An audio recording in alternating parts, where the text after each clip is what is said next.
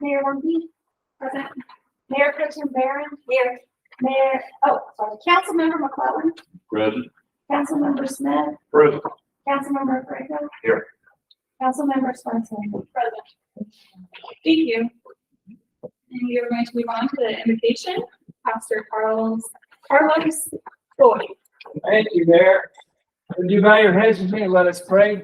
Almighty God, we want to give you thanks for your amazing grace at this time of the year. We want to thank you, Lord God, for the promise of new life and the resurrection. We thank you, Lord God, for the blessings you shower upon us. We are grateful for the rain we have received, and we do ask for more. We're grateful for every blessing that you have showered upon us. We thank you, Lord God, for this community of ours. We thank you for our leaders. We speak a blessing, Lord God, over our law enforcement and our first responders, over them and their families. And we pray, Lord God, that you guide and direct us as a community, as citizens, on how to honor you and serve you and learn how to love each other and show our love for you in the way we treat one another. We pray a blessing on all the discussion that is done here. And may this place, Blanco, Texas, be a place that would represent the kind of place people would want to be. We pray this in Jesus' holy name. Amen. Thank you. Thank you. Please stand for the pledge.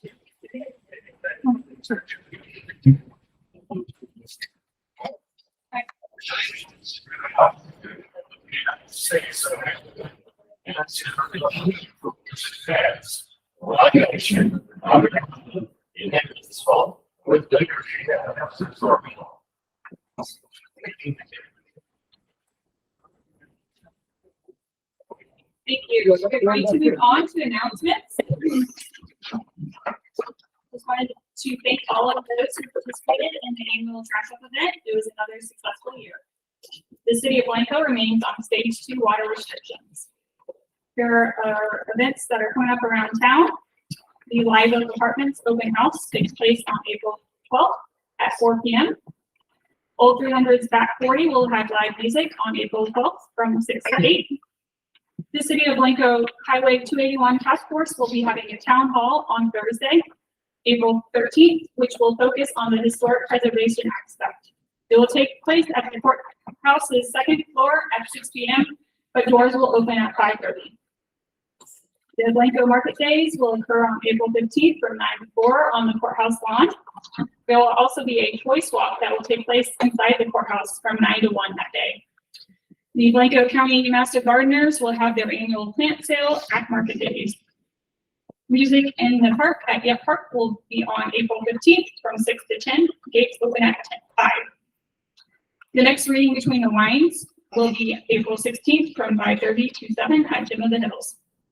Texas Regional Bank Earth Day Expo takes place on April 21st from 9 to 7.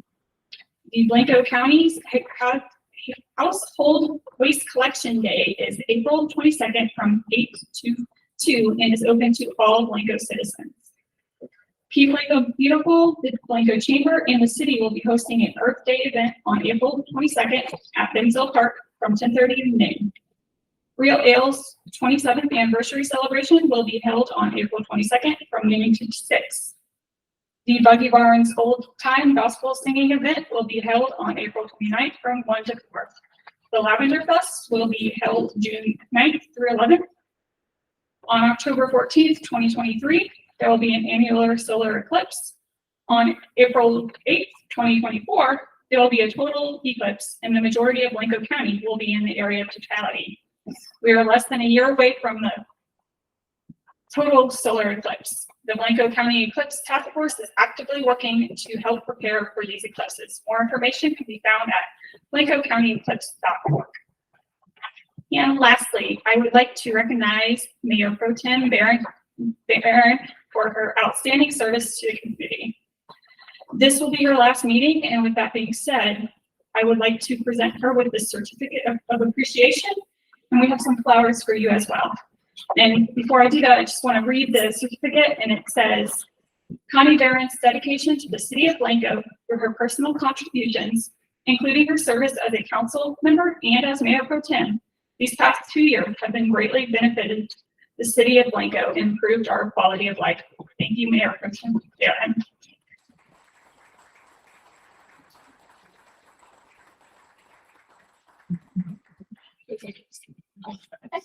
Yes.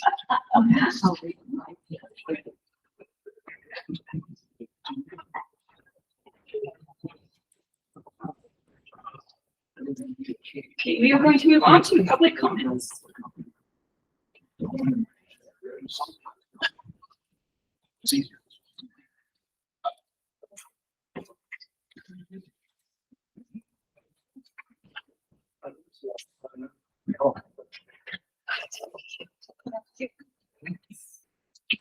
Marcelo Murray.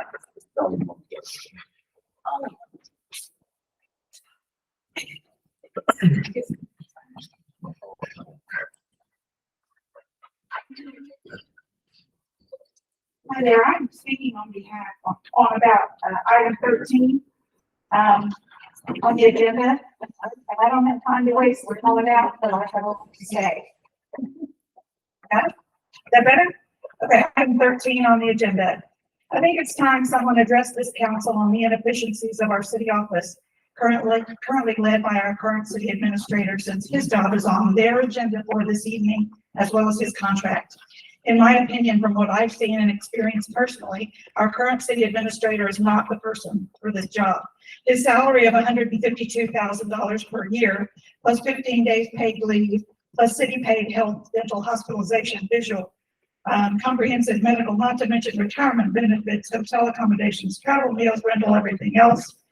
Professional dues, subscriptions, development, travel, and continuing education is paid for by our tax dollar. And in return, here's what I've gotten. Him advocating for developers instead of remaining neutral and acting in the best interest of the city and our residents. I see outspoken and obvious favoritism towards his past landlord and friends in the Seven Oaks development. He does not hold at least one city employee to any sort of ethical standards nor performance standards, which in turn makes me question the rest of them. There is an out-of-control employee, and even when the facts are laid out, he lets this continue. I see city employees, some of whom don't live in our city nor our county, advocating openly for candidates and viciously spreading lies and innuendo about other candidates, saying, well, it's what I've heard, and I'm just repeating that, even to the point of attending local events and speaking complete lies during presentations. I see these employees and their families on social media doing slandering certain candidates, and I have to ask myself why. Are they afraid they'll lose their job when someone comes in and holds them accountable? I see a city employee who's been relieved of several of her job duties, still on the full-time payroll after awarding an outside contractor to do much of her work. I see this salary not being included when factoring in the actual cost to the city for the new water billing process. It wasn't mentioned nor factored that we still pay this person's wages in addition to paying the third-party contractor to do her job. I've gotten no response on occasion from our city administrator to my emails and handwritten notes until I mention that to someone else. Then all of a sudden I get a response, but no direct answers. I see a city administrator who literally puts every idea out for bid with an incomplete, poorly thought out RFP. And in my mind, it appears it's done to get it off his desk and move on to spending more money elsewhere. I see a city administrator who hired a trash truck to pick up brush after the recent freeze. A trash truck. I also see piles and piles of brush in the city right away, encroaching on our streets and scratching our cars when we avoid the massive potholes. So I see a city administrator whose contract is to be discussed tonight for renewal, perhaps, I don't know, raised. I don't know what's happening tonight, but it's on the discussion.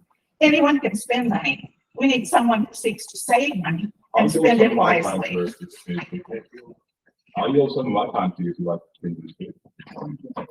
I don't have to do Can I that. do Thank that? you. No? Thank Sound you. like I should have- Thank you. Myers? All right, I was gonna say, I'll do a little bit. I fully agree with her on all of that, like, his salary is ridiculous. We do not need that. I don't believe him to be honest and credible. I have talked to further my friends down there and see more about it because his internet activity has been totally clean from what I understand as far as records go. Other than that, on the Seven Oaks subdivision, I would like for people to think about bringing Cherry Street down and doing more with Hackberry. That would alleviate stress onto Elm Street and Pete. Beyond that, I have nothing further to say other than that man is a liar. Anyway, have a good one. Thank you. Brian Moses.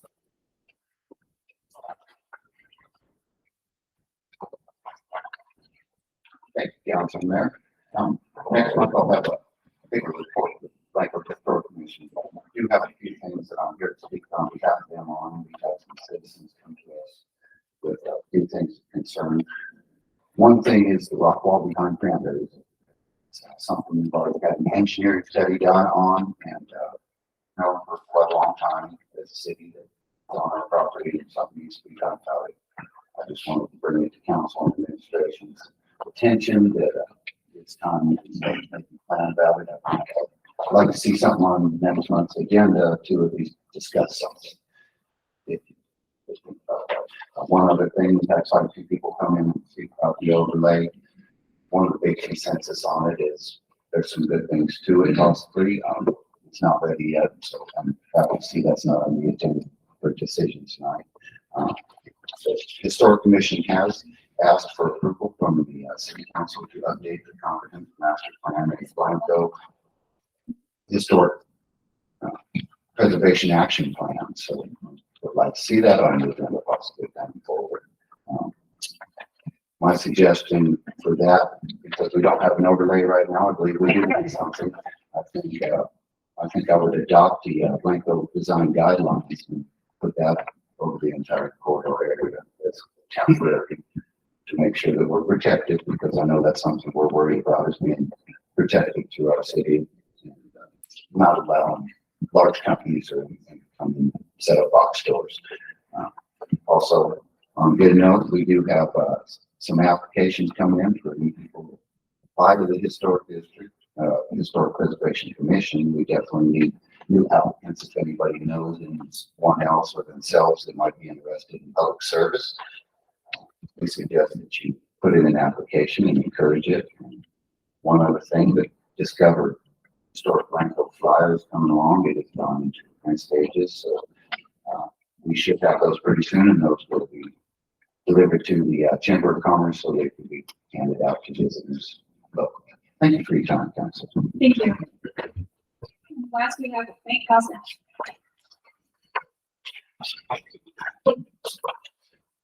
Wish I signed it first. Well, I have two places. Mary Olympic Council, I rise tonight to publicly acknowledge someone who will lose on council after tonight. She has been a dedicated council member and an effective member of the Blanco community for many years. She deserves recognition. That council member is my good friend, Connie Barron. When Blanco State Park was being threatened with closure, who had the experience as a legislative lobbyist to go to Austin and organize us to go to Austin and walk those halls of the Capitol to lobby against closure of Blanco State Park? That was Connie Barron. When Gym of the Hills was on the verge of collapse, who stepped up to be president of the gym's board, developing programs that would save the gym and benefit the entire community? That was Connie Barron. Connie, you organized the gym's fitness program and mobilized the community to improve the nature trail you conceived, and organized the gym's very popular indie film night and the reading between the lines and so much more. You recognized that Town Creek, underneath Winslow Park, was about to become a washed out drainage ditch. And then you worked with KBB and you got grants and organized the community to restore its riparian banks and preserve its natural beauty.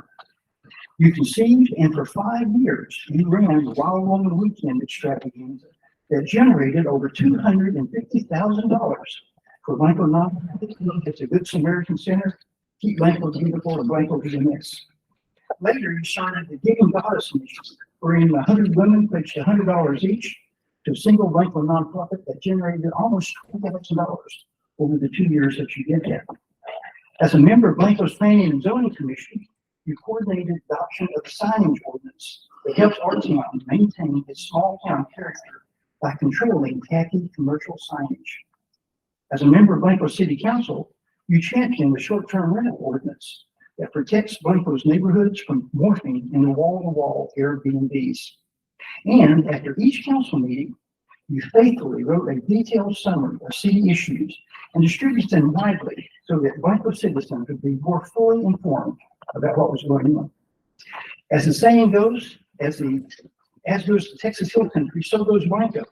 So when the Hill Country Alliance asked you to be a board member, they helped guide it to preserving the Hill Country's environment and rural heritage, you willingly stepped up to volunteer.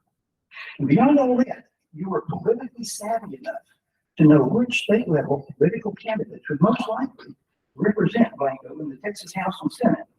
You then organized fundraising events for each of them here in Blanco so that we could get to know them and they could get to know us, and importantly, our issues. You did that for Jason Isaac, for Bob Buckingham, and for Ellen Troxler. We're going to miss that kind of political savvy. Connie, you have truly been one of the most effective leaders of the Blanco community for all the years you've lived here, always seeking to preserve Blanco as a small, friendly town. Although you have set an example for us all to emulate. Thank you for your service.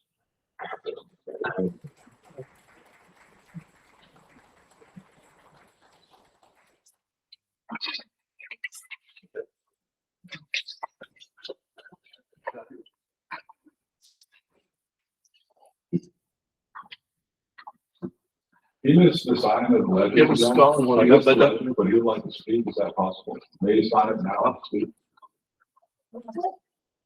have plenty. Well, you're supposed to sign in before the meeting. He was being yanked away as he walked in. It's fine. May I ask, point of order? Is that, do you allow citizens to speak on agenda items or only during public comment?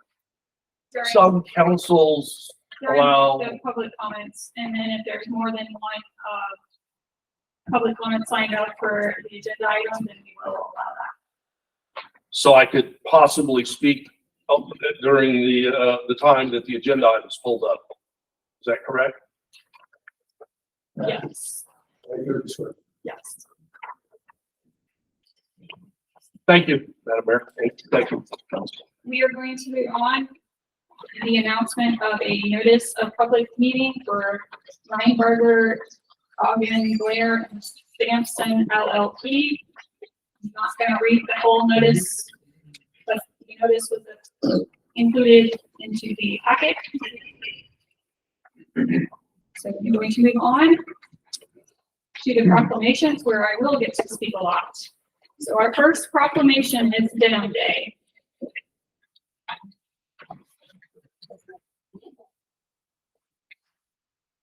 Whereas the month of April is National Sexual Assault Awareness Month, calling attention to the fact that sexual assault and harassment is widespread and harms our community. And whereas every 2 minutes, someone in America is sexually assaulted, and approximately 1 in 5 women and 1 in 33 men are raped during their lifetime, and about 75% of harassment victims experience retaliation when they reported it. And whereas the Denim Day movement is a worldwide effort that started as a grassroots protest against an Italian Supreme Court decision in which a sexual assault conviction was overturned because the victim was wearing tight jeans at the time of the attack. And whereas Denim Day encourages everyone to stand in solidarity with survivors of sexual violence and speak up when they hear comments that blame victims or make light of sexual harassment and assault.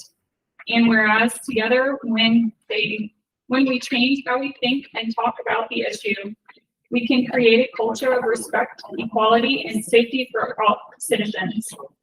And whereas the proper education on the matter and comprehensive prevention projects sexual violence and its unfair and traumatizing effects are preventable. And whereas the city of Blanco strongly supports the Highland Lakes Family Crisis Center and their efforts to heal victims, educate and train the community, and stop sexual violence before it starts. Now, therefore, be it resolved that the city of Blanco does hereby proclaim Wednesday, April 26, 2023, as Denim Day, and urges the community members to wear jeans on Denim Day to help spread awareness about the physical and emotional trauma that accompanies sexual assault and to show our support to survivors in our community.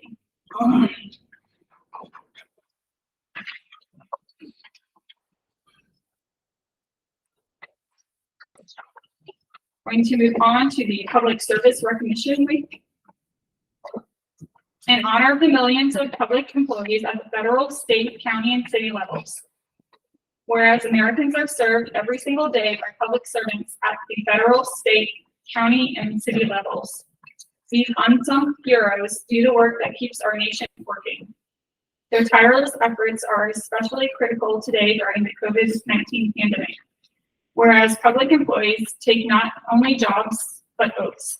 Whereas many public servants, including military personnel, police officers, firefighters, border patrol officers, embassy employees, healthcare professionals, and others risk their lives each day in service to the people of the United States and around the world.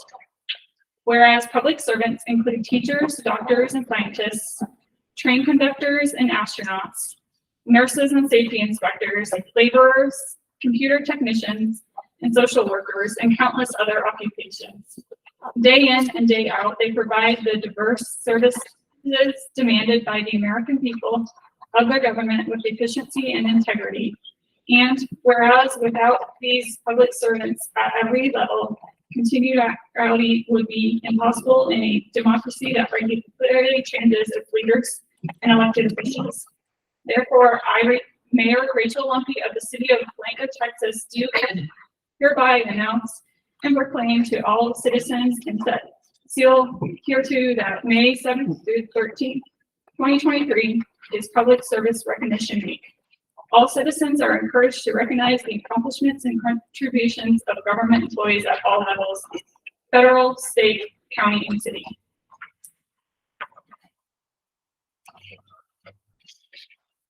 Going to move on to the National Historic Preservation Month proclamation. Whereas the National Trust for Historic Preservation established May as Historic Preservation Month in 1973 to promote historic places for the purpose of instilling nation and community pride, promoting heritage tourism, and showing the social and economic benefits of historic preservation. And whereas the city of Blanco has long realized the value of good stewardship for its rich historic heritage, and the theme for National Historic Preservation Month. And whereas Blanco is invested with its historic homes and buildings, natural rock fences, the Blanco River, windmills, hand-dug water wells, and the Texas Hill Country as found around the city.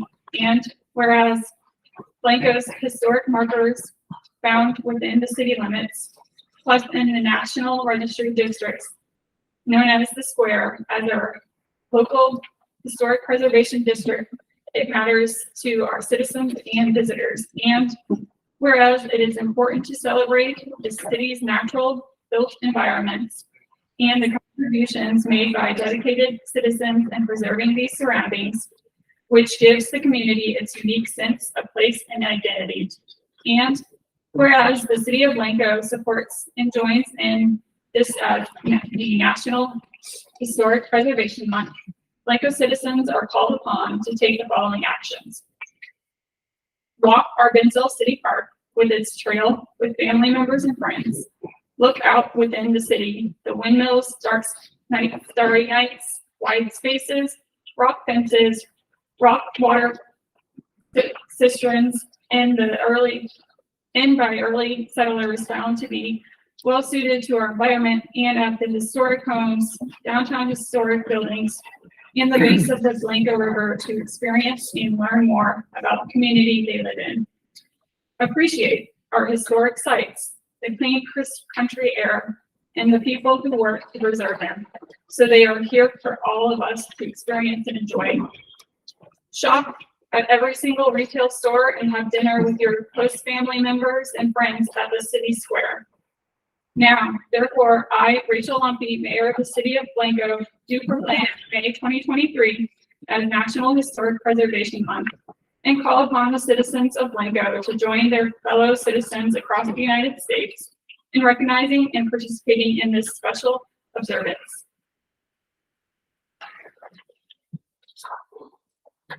And lastly, we have the Older Americans Month proclamation. Whereas the city of Blanco is home to citizens aged 60 years old or older whose experiences and wisdom connect us to the past and help us meet the challenges of the future. And whereas the older citizens of the city of Blanco are representative of an unprecedented trend in the nation's demographic makeup. And whereas older persons are diverse, respected citizens who continue to contribute to our nation's social and economic well-being as they live longer, healthier, and more productive lives, many even starting second careers. And whereas as America grows older, each community must strive to understand and address the evolving challenges and needs for our older citizens and the people who care for them. And whereas the opportunities and challenges that lie ahead require us to think differently about health and long-term care and work together to ensure that older Americans can age strong, long, and with dignity. And whereas the city of Blanco wishes to join in the celebration to honor the seniors of Blanco County and to encourage them to age strong, live long. Now, therefore, I, Rachel Lumpy, Mayor of the city of Blanco, do hereby proclaim the month of May as Older American Month.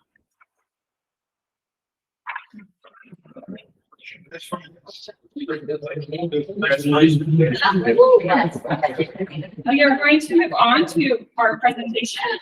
So we have one presentation, the Chamber of Popcorn's quarterly report and the Lavender Festival update from Libby Alley.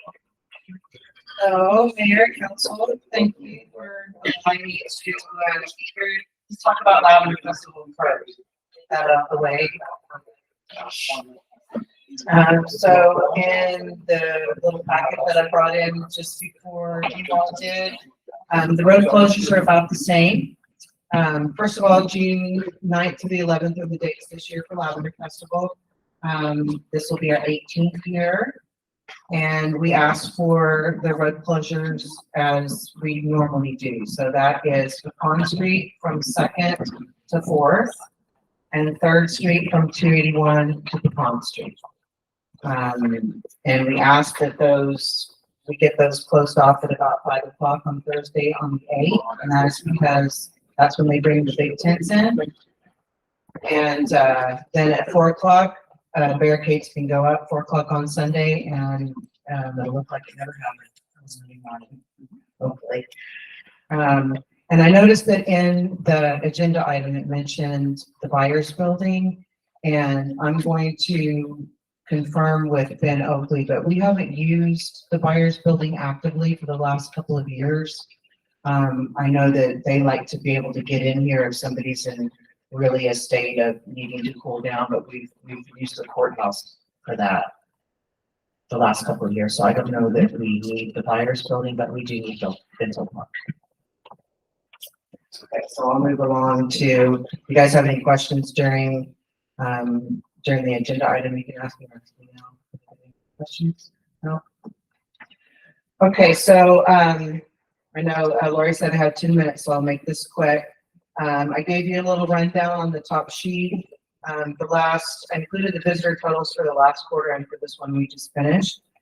So in the courthouse / visitor center, we had a total of 992 visitors. In January through March, we had 1460, which it was spring break and had a lot of people in there. In the last quarter, there's a few things that we did print and digitally. The Texas Road Trips e-newsletter in February, you've got a copy of what that looked like. The Spring Texas Highways Events Calendar, we also have a copy of that in your packet. And then we did 2 different things this year. I have to say, mostly at the urging of one of our previous board members, Mr. Mike Arnold, we did a little something different. We put more money into digital than we did into print. And we did a social campaign and a search campaign. It's a little verbose in the packet, but I'll hit the highlights for you. It did amazingly well. I had received an email from the WP Engine folks, or the ones that host the Visit Blanco, Texas page, saying, you've reached the limit of your bandwidth. Let's talk about what you need. And I was like, goodness gracious. So then we had a reporting call on what was going on with the Tour Texas Highway Social Campaign, and it blew up. It blew up. So the way they did it in a nutshell is they took our advertisement. We chose 2 ads, really cute ads that we did at a photo shoot a couple of years ago, and they served those ads up to people in particular areas of interest, demographics. You guys know how that works. So the benchmark for a click-through rate is 0.9%. Our click-through rate in the first month of that social campaign was 3.58%, which doesn't sound high to me, but that's 298% over the benchmark. So, and you'll be able to see in the pages after, gives us total number of impressions, click link, comments, ad shares, ad engagement, our top responding cities. And then what I found really interesting is on the second page of this, under social performance, down at the bottom, they give you age and gender performance. The little black bars that you see there are the ads that were served up to people in those categories. The little dotted line that's kind of hard to see across the top is their engagement. So normally that ad, the little click line would go along with the bars, but you see we have really high engagement in those lower age categories. So what that means is we served up fewer ads to people in that age group, but got a higher rate of engagement, which is really, really good. It's more economical. Last page that you see the 2 ads that we used, and you'll see that in the March, we've got 3 more weeks left on this campaign. We removed one of the images because one of them was performing better. They give you the same information. What was interesting about this was a search campaign where they go in and according to the algorithms that they use, put in items that people would be searching for. Texas Hill Country, places to visit near San Antonio, Blanco River, Blanco, Texas. And there's a list of them on this last page. What they pointed out to me that was really interesting is we performed better than some of the advertisements for the same named city. Like places to visit near San Antonio, Blanco performed better than San Antonio did. So what all of this tells me is, A, we made a really good choice. We've got another one of these campaigns coming in the fall, and it's the reason why we've seen such large engagement on the website. Tour Texas is getting a lot of hits too. And town has been really, really busy. Really busy. So, and conferring with some of our hotel owners, they had a really, really good first quarter. They had a pretty good fourth quarter of last year, which is unusual. Sometimes that's kind of touch and go, but with the events that we have happening in the fall, the Real Ale Ride, the Miracle Festival, the parade, we're getting good engagement across all quarters with visitors in hotel nights, which is really good. So the next thing we have coming up is this. You got a copy of the June Texas Highways ad that'll hit the newsstands about mid-May. And so about the Visit Blanco Texas site, our traffic was up 172% from last quarter. Dallas, Austin, and Houston still remain our favorite cities that people visit our website from. We had 3 times the number of new visitors versus returning visitors this quarter. So some people come back to our website, of course, all the time to see what's new, check events. But we tripled the amount of new visitors coming to the site for the first time. So that's a 30% increase in new visitors. So those are new people just discovering Blanco. The social traffic was up. I left the HAHA and the guy said this to me, 18,000%. Pretty crazy. The 35 to 44-year-old age group was the top. That's different for us. Normally our demographic is a tad bit higher. So that's good. We're lowering that demographic. That's a little bit more expendable income, folks spending longer amounts of time. And that stayed pretty consistent, but that's changed over the last couple of years, that's trending down a little bit, and that's. So does anybody have any questions? No? I have a question about the lavender festival. Okay. Seems like we don't have as much lavender being grown. We don't. Is that continuing to be a viable festival for it? Yeah, well, you asked me that same question last year, and my response is the same this year. We are just as surprised as anybody that with one farm, we went from 3 to 7 to 9 to 11 to 3, now we're back at 1. We are just as surprised that people still continue to come, but I think it's gotten past it just being about lavender. People love lavender. That's a given, but they love coming to Blanco. It's a sweet, lovely town. They get welcomed normally with open arms. They love the music. They love our historic town square. We have amazing vendors. We have an 82% return rate on our vendors. So people come back year after year to visit those same people that they shopped from before. They love the farm. They don't care. They don't seem to care that there's only one. So we had our biggest year was 2019. We had between 43 and 45,000 people, according to the police. The last couple of years, it's been 33, 35. That's a lot of people. So the vendors and the visitors are staying in the hotels, they're staying in the Airbnbs, they're shopping the stores, not just the vendors on the square.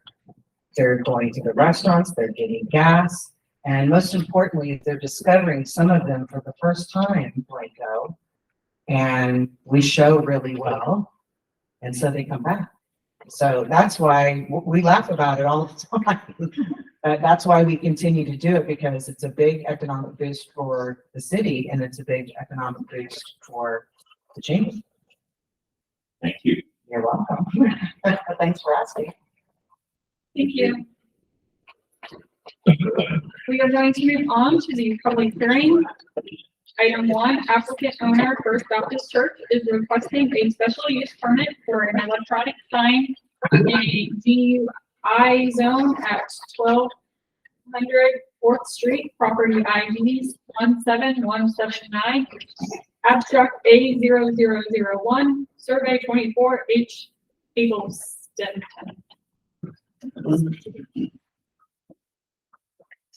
First, we have Heinz Roche.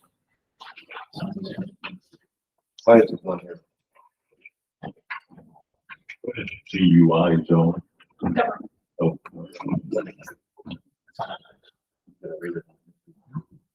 I'm reading a statement on behalf of Heinz Roche. He emailed it to me. Madam Mayor and Council. This is from Heinz Roche. He's Planning and Zoning Commissioner and a member of the Capital Improvement Asset Management Advisory Committee. However, today he wants to address you as a member of the First Baptist Church. It is my understanding that the council at its meeting this evening will consider to approve a special use permit to allow First Baptist Church to improve its current outdated sign with plastic letters that need to be replaced while balancing on a ladder at the corner of 4th Street and Cherry Lane with an electronic LED sign that will be easy to maintain, is dimmable and dark sky friendly.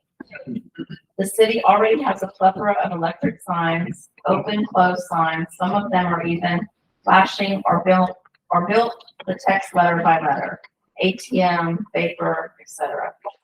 Gas stations years ago were allowed in virtually every city in the USA to display their gas prices with electronic signs, and thereby were spared the unsafe practice of climbing ladders or maneuvering long poles to replace the numbers.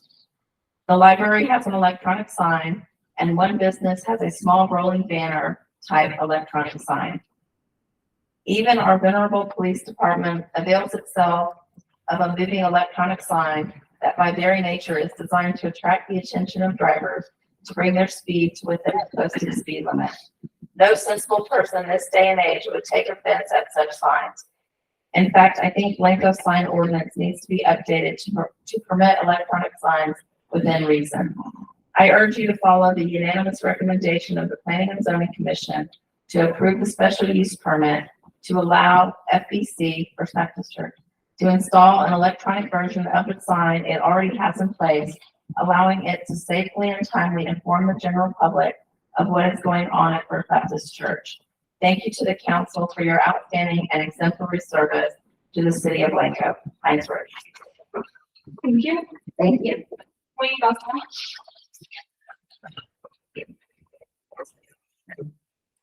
Yeah, just, it's a little bit of history, because not everyone here knows that history.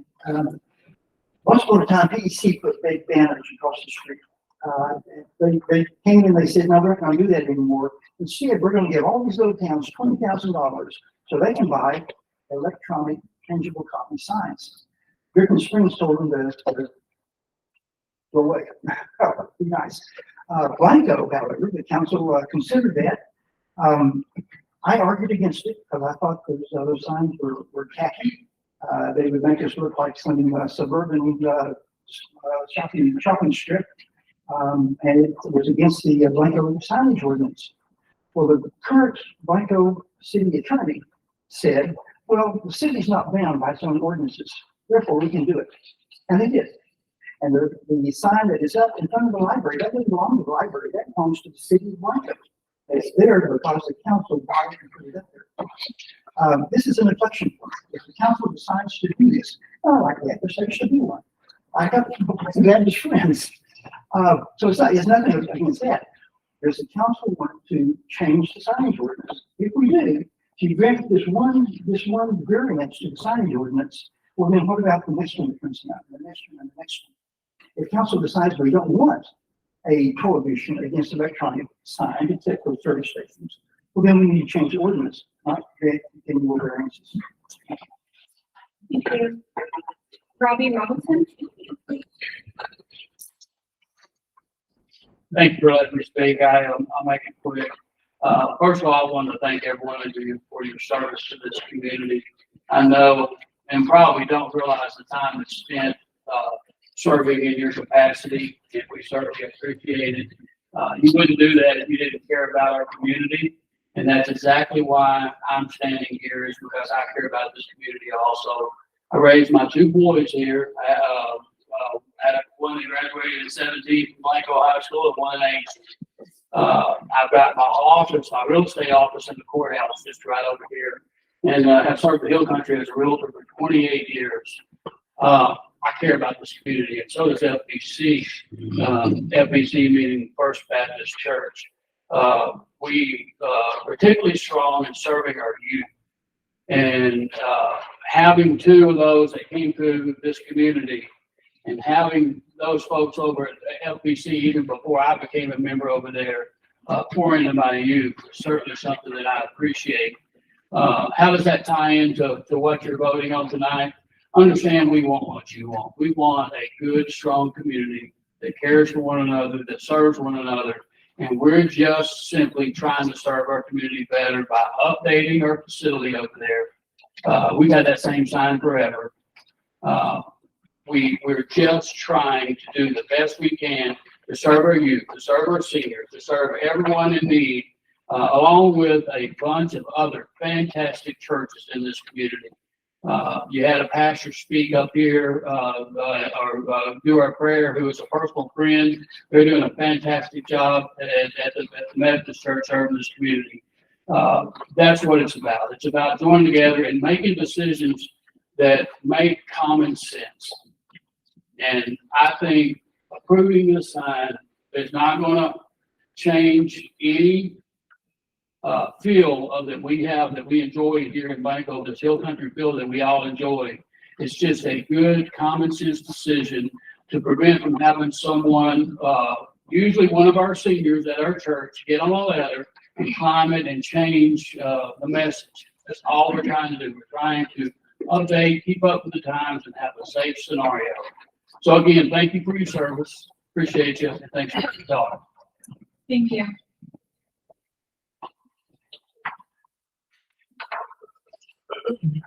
We are going to move on to the staff presentation. First, we have City Hall, Mr. Esposito.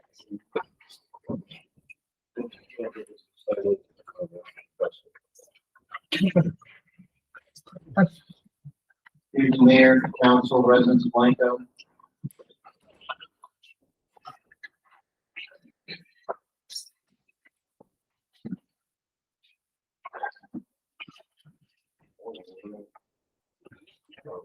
That's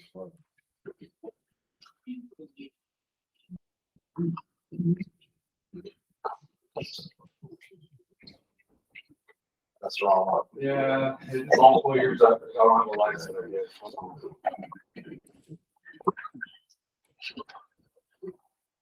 Chemical.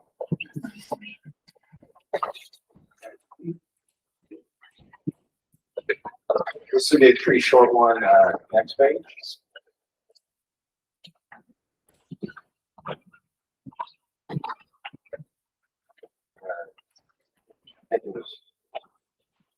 Okay, so first of all, we had storm debris over the last couple of months, and as we've heard before, we did do a pickup, and then, we continually, we'll be working with, Sean Cole to get some of this additional, pickup done. We're gonna do one more on Thursday to try to pick up the rest of the limbs. The biggest issue had been, when we did trash service to do it, was that they wanted it to be 4-foot lengths. And without that having happened, it was hard to do.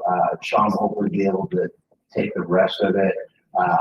We're driving through the neighborhoods to kind of list the different locations that need to be picked up, but we'll hopefully get the rest of this done.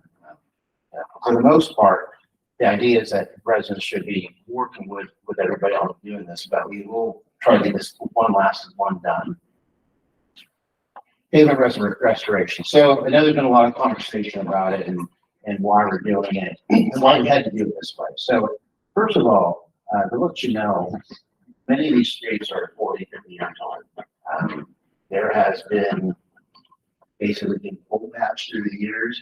Our public works department did a great job doing that best they could, but coal patch basically eventually deteriorates the road. And so you as a council last year approved to do this restoration, and there's been basically been restored doing two ways: either cutting, basically doing a saw cut and then putting material in there, or and this one I believe was actually done with a milling machine. So the reason to do that now, and the reason not to wait until we actually have enough money to put in and replace utilities, is that if we do that, we're gonna have to wait 4 or 5 years. I've been told both by our engineer and by the CMAC committee that there may be a possibility to need a total overlay on the streets. That could be $2 million. That's the reason why to start doing this now. So that's the reason for that. Next. We're about 75% complete. What I foresee is that most of the work is still left on Elm, Mesquite, that little no-name road that goes to Josie's. And there's also at Fulcher, right near our water plant, there's a big hole. We're gonna get that fixed, and that's pretty much it. There's a few other little areas, but those are the main areas that are left. As the mayor mentioned, we're gonna have a 281 relief route. There's gonna be a meeting April 13th at 6 p.m. at the Old Blanco County Courthouse. The doors will be open at 5:30. That'll be a good time to listen and understand some of the issues. You already know about it, but to kind of go further and delve into these issues on that. Financials. The quarterly report will be posted online tomorrow, and we also have a quarterly investment report as well.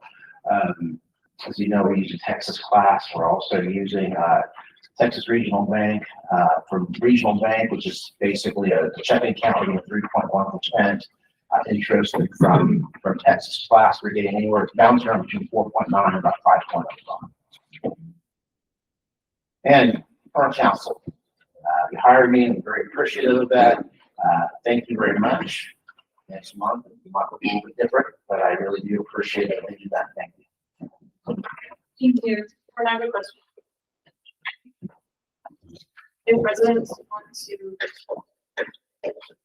want to take advantage of the living pickup, do they need to contact anyone? Just the ones. Put it out tomorrow so that when we drive by, we'll note it.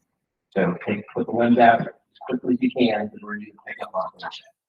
And we'll figure it out.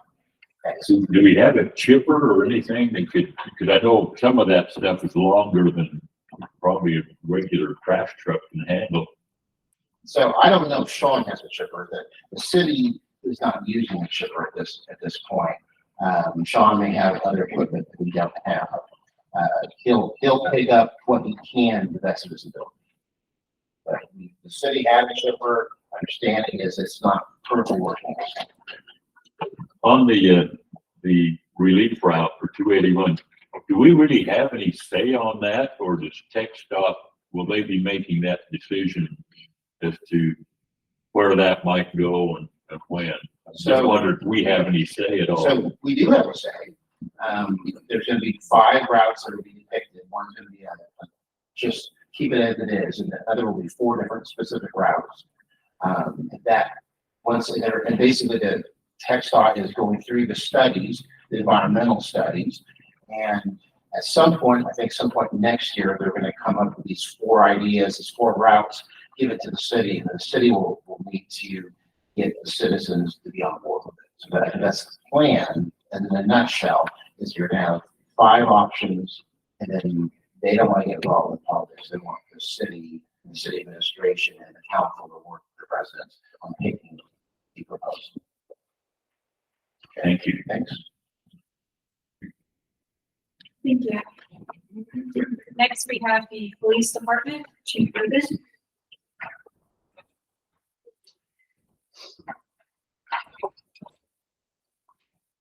Good evening. You have the monthly report in front of you. Numbers are very consistent. The rest were up a little bit. All the facilities about the same. Traffic and condition perspective of this. The last 2 officers that we hired are doing well in their training. They're different phases, so we're still basically, we have 1 shift with 2 people on that shift, and then we have 2 shifts with an officer and training, and then 1 shift where we're still trying to fill that position. So recruiting's been a little tough. That's nationally. I'm not proposing this in Alameda Police Department, just announced a $75,000.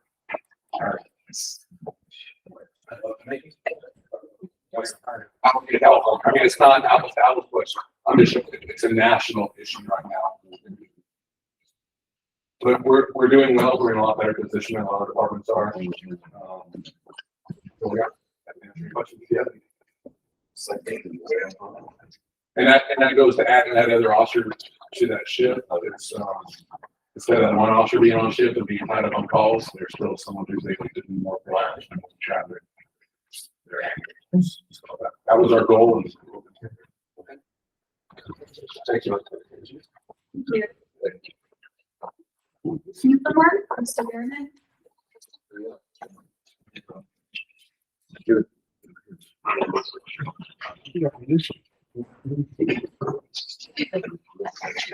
Mayor, council members, good evening. So March 1st, we reached a year that we've been here, taking care of the beautiful city of Blanco. So this is just a kind of a rough rundown of all the things we've done this year. Just kind of highlight on some points. Next one. So when we got here, there were some pumps that were out of service in the lift stations. Both pumps were only running on 1 lift station each. One of the lift station's pumps that was running was severely degraded. So first thing we did was got all the lift stations up to speed and all new pumps and all that taken care of. So we limit any liabilities, hopefully. We've had no injuries or OSHA recordables in the year that we've been here. The wastewater treatment plant was using process controls and sampling measures once a month. We increased that to once a week. Some process controls we're doing twice a week in-house, try to better manage our wastewater treatment. We've established a CMMS, which is a computerized maintenance program. Basically, we took all the city's assets. We spent our first 3 months here putting all the city's assets into a computerized maintenance system. And I think we generated something like 230 something work orders a month, just managing the city's assets to keep track of all that, from air conditioner filters to tractor oil changes. We have a lab data interface system where we take all the lab data that puts it into a program system, something the city did not have before. So when we get public information requests, when we get people asking, how's our wastewater plant doing? I can pull it up at the snap of a finger instead of digging through files for 3 days trying to find one piece of information. We worked with 3 major storm events since we've been here. We've encountered many challenges with Canyon Lake water, and we're also working to better involve the city's trash off event. This year, we can go to the next slide if you want to. This year did go a lot smoother than last year. We limited it to 2 loads per vehicle. And then we went to, down to 2 days instead of 6 days. Last year, I think we all were about physically dead after 6 days of the trash haul. So then 2 days was a whole lot better for us and the guys. And it seemed to work and flow a lot. We did have a little bit of a line, but it was a lot safer for our staff to manage and get through it. Next slide. Just some information on equipment facilities. We have purchased, when we got here, we got a John Deere backhoe to help us. And then we also purchased a jet trailer for all the sewer blockages. We have done countless repairs to city buildings, infrastructure. You can pretty much ride around any facility and see the things that we've done and we continue to do. I have here that we have over 200 work orders that are generated monthly for city assets. Next one, wastewater operations. Year to date, we treated 46.469 million gallons of wastewater. We weekly test all influent and effluent parameters. We did have a recent discharge event to the river, February 21st to March 21st due to limited pond storage. The current capacity of the wastewater treatment plant is 55%. So we are looking good there. And then there's charts that y'all have in there that kind of shows all the numbers over the last year of our sampling parameters. Next slide. Picture of our water plant. Kind of reminds me of a prison. It's my bad picture taking skills. So it's still under construction. And our Canyon Lake is our current water provider, as you know. And as far as we've been managing all regulatory reporting and sampling with the TCEQ and studies. Collection and distribution, we've estimated 247 leaks over the last year. I'm still working to get the amount of water loss from those leaks. Still trying to get some information on that. And we just continue to build better tracking methods for water loss, leak repairs, and other infrastructure needs. And I want to give a special mention to the CMAC group. Those guys have been instrumental in helping the city and their infrastructures. I've enjoyed working side by side with those guys to help get them whatever information they need to help the city. Who is that? That's the group that meets here. With I thought OJ and you said CMAC. More of these guys. City's Infrastructure and Asset Management Committee. Irrigation operations, over last year, we irrigated 18.46 million gallons. Current pond solid storage as of April 7th is 28 days. We replaced an irrigation pump motor last month. And then we're working with a farmer for better crop management and to help with the soil absorption that's more effective for those fields. And these are just some plant flows versus irrigation flows and how our days of storage fluctuate based on those and the rain events. Health and safety, we've had no recordable incidents, and we continue to instill a safety culture policies with the team. And then the next slide, last slide, community involvement. We participated with the City of Blanco in multiple parades, and we'd like to continue to build lasting relationships, not only beneficial to the city, but the community we serve. So, questions?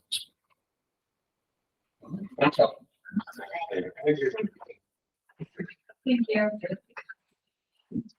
We're going to move on to consent agenda. The following items may be acted upon in one motion. Item 1, approval of minutes from the March 7th, 2023 special meeting. Item 2, approval of minutes from the March 14th, 2023 regular meeting public hearing. Item 3, approval of resolution 2023 R0 TBD declaring certain personnel property surplus and authorizing sale. And item 4, approval of contract between the city of Blanco and Texas Regional Bank to secure interest rate of 3.15% on all accounts through December 31st, 2023. Madam Mayor, I'd like to make a motion that we approve items 1 through 3 under the consent agenda and move item 4 to new business. Councilmember Smith has moved to approve items 1 through 3 on the consent agenda and to move item 4 to the under new business. Is there a second? I'll second it. Councilmember McClellan has seconded. Any further discussion? Mayor, obviously I'm fine with number 1. I'm not sure what I should be. I was not in attendance physically at the March 14th meeting, though I did watch it. So in terms of my health on the minutes, I'm singing from that vote or the matters, I'm not sure. I could vote. Okay. I watched it. I saw it. Thank you. All in favor? The motion carries unanimously. We're going to move on to old business.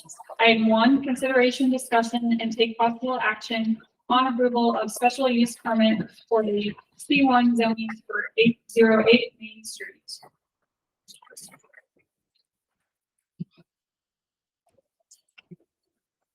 Good evening, Mayor, Council, residents of Blanco.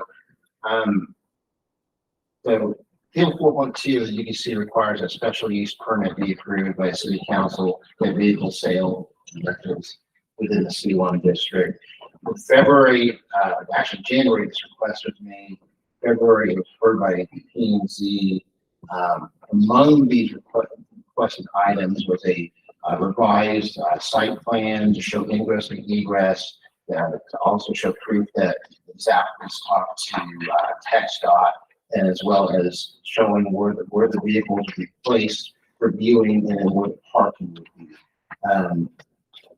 On the Friday before Planning Commission a couple of weeks ago, the applicant basically listed some things, but did not provide the requested information as required. And therefore, basically staff could not recognize this as having met all the requirements. So the P&Z recommendation was to disapprove the request because of the information not received. Questions, staff?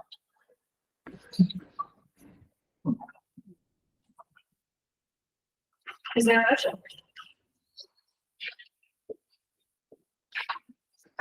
Madam Mayor, I move that we do not approve the special use permit for C1 zoning at 808 Main Street. Councilmember Graykill has moved to not approve the special use permit for C1 zoning for 808 Main Street. Is there a second? I'll second that. Mayor Pro Tem Sharon has seconded. Any further discussion? Yes, Mayor, I would also urge the applicant to provide the additional information and come back to us so we could make a reasonable decision. All in favor? The motion carries unanimously. We're going to move on to new business.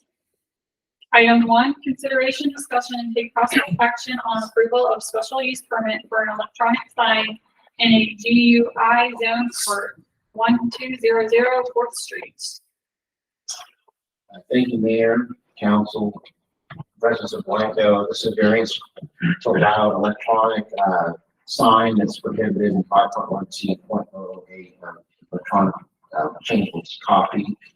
First Baptist Church is requesting an electronic sign. I think you've heard about that. The reason why that is not normally allowed is because of the dark sky concerns that this community's adopted. What you actually have, the package you have actually was what staff had recommended to P&Z. So I will actually read out P&Z's recommendation. But if you actually look at this, one of the reasons why electronic signs are prohibited is because of the glare and some of those different things that this community bodies case for. However, in this particular case, This isn't a business, this is a church. And because of that, the hours will be restricted. So, the recommendation from staff have been to allow it for certain hours and then turn it off. So it would be our daylight hours. So the example would be allowing it from 7 a.m. to 8 p.m. P&Z went a step further, and their recommendation is approval of electronic sign with condition that the sign only be lit, or excuse me, but basically be dimmed after 8 p.m. So dimmed until 7 a.m. So they went a step further. I also let you know that area is across from the high school. It's also across from the football stadium. So that's kind of give you more indication of what this. Questions of staff? I have information that is pertinent as a representative of the church, if I may.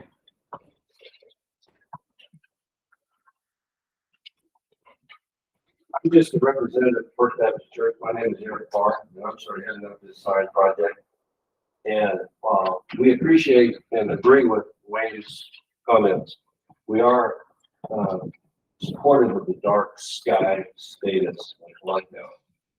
And so we have chosen a black background electronic sign face. And we've chosen a platform that allows us to then control the brightness and keep it down.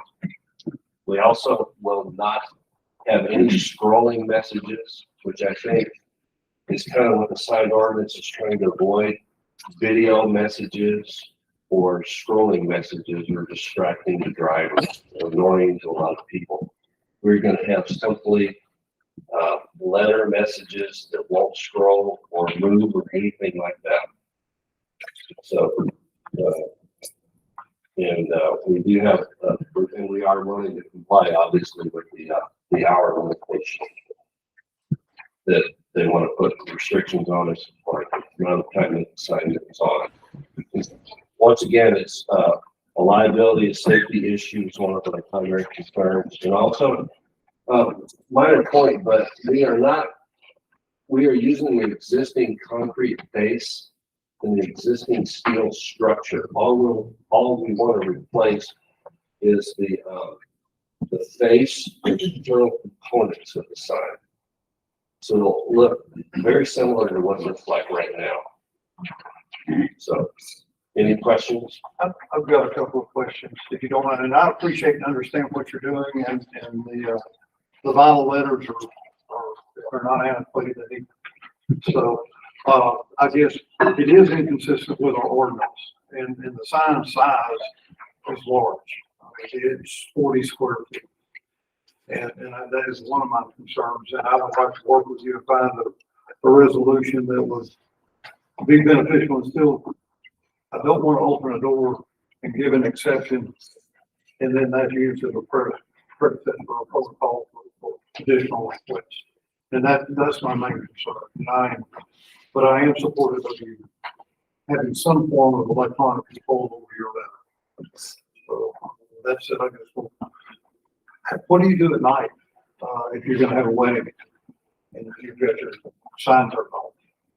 Well, if the city approves it only on the basis of limited hours, then we couldn't have any message. If you get married in Blanco, you don't know where the church is, right? Yeah. Probably.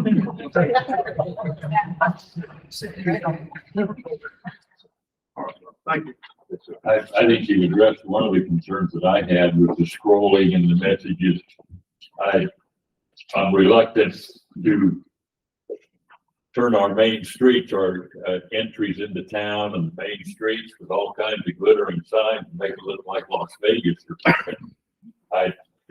What you're proposing, I think would be fine, but I'm wondering if we should not look at our UDC and kind of decide what we want, what the citizens want out there before we approve this. Maybe look at our ordinances first. I have a question. Is this the only GUI zone in the city? Are there others? And where are they? Where are they? It's government and institution. Mainly your church, your schools. churches, schools, and city and county governments. So I can't tell you all of those are, but that's what they consist. And I think I tend to agree with Council McClellan in that my concern is when the ordinance was first done, the decision to avoid electronic signs was to maintain the rural character of the community, to not have the signs that look, and you can drive through Johnson City and get a feel for what that looks like. And that's my concern, is that if I were also, I would think the Church of Christ would like to do 280, and perhaps the Methodist Church would like to have them in 280. And the Catholic Church might like to put theirs up in the front. And then if churches get it, why shouldn't businesses get it? So I think you're right, and we have to make a decision about whether the sign ordinance should be changed. Is that what we want to do? And then maybe make that, if it's decided, reevaluated to allow electronic signage, make it very specific in the ordinance about the type of lighting, prohibiting any scroll, and what should happen. That's my only concern. It's a big change to allow electronic signs. It was a big discussion when when the city council did its own, we don't have to abide by our own ordinances, and broke the sign ordinance for the electronic sign of the library. There were a lot of folks not thrilled about that then. So again, it is in an area where there's a lot of lights, the school is there, but do we want to make an exception based on where that location is? Maybe we do. But those are my questions as we. I'm certainly supportive of First Baptist Church mandate and their position in the community. I think the prohibition on electronic signs is twofold. It's about protecting our dark skies, but it's also about protecting the rural character of Blanco. I don't see them fitting within context of the character of Blanco personally. And I'm concerned about the precedents that would be set if we started to allow electronic signs, whether they're scrolling or not. That's how I feel about that. I'm concerned because if we said yes to the Baptist Church, because they're a great value member of our community, the baby store could be the next applicant, and I don't care if it doesn't happen. So that's how I feel about it. I think we've all been out to a nice family dinner at a restaurant. There's a TV on the wall, and no one can seem to look away from it. So I appreciate that it would be static messages. I agree, it's a pretty big difference from what our UBC allows. I am worried about that. However, I did read that changeable copy signs aren't allowed at the city except for nonprofits. And that's not electronic, that's just regular changeable ones. And church is a nonprofit, or close to one.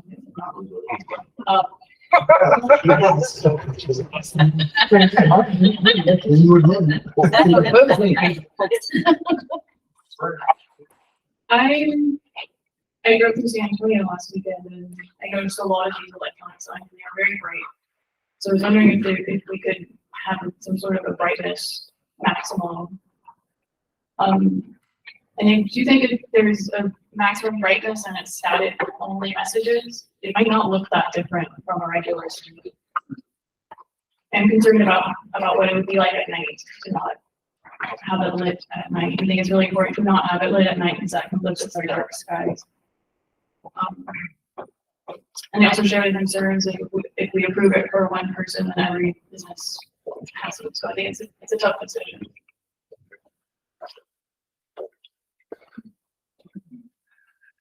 Is there a motion? Madam Mayor, after I understand the position the church is in, and I understand the position that some of the other councilors are in, and maybe we can find a solution. I want to make a recommendation. We conditionally approve this with at least 6 bullet points to be included in it. The sign would only be operable and would be off from sunset to sunrise. That's item one. Scrolling would not be allowed. And the display changes would be no more frequent than one per day. And that 50% of the sign stays static, you know, with the church name and things of that nature on it.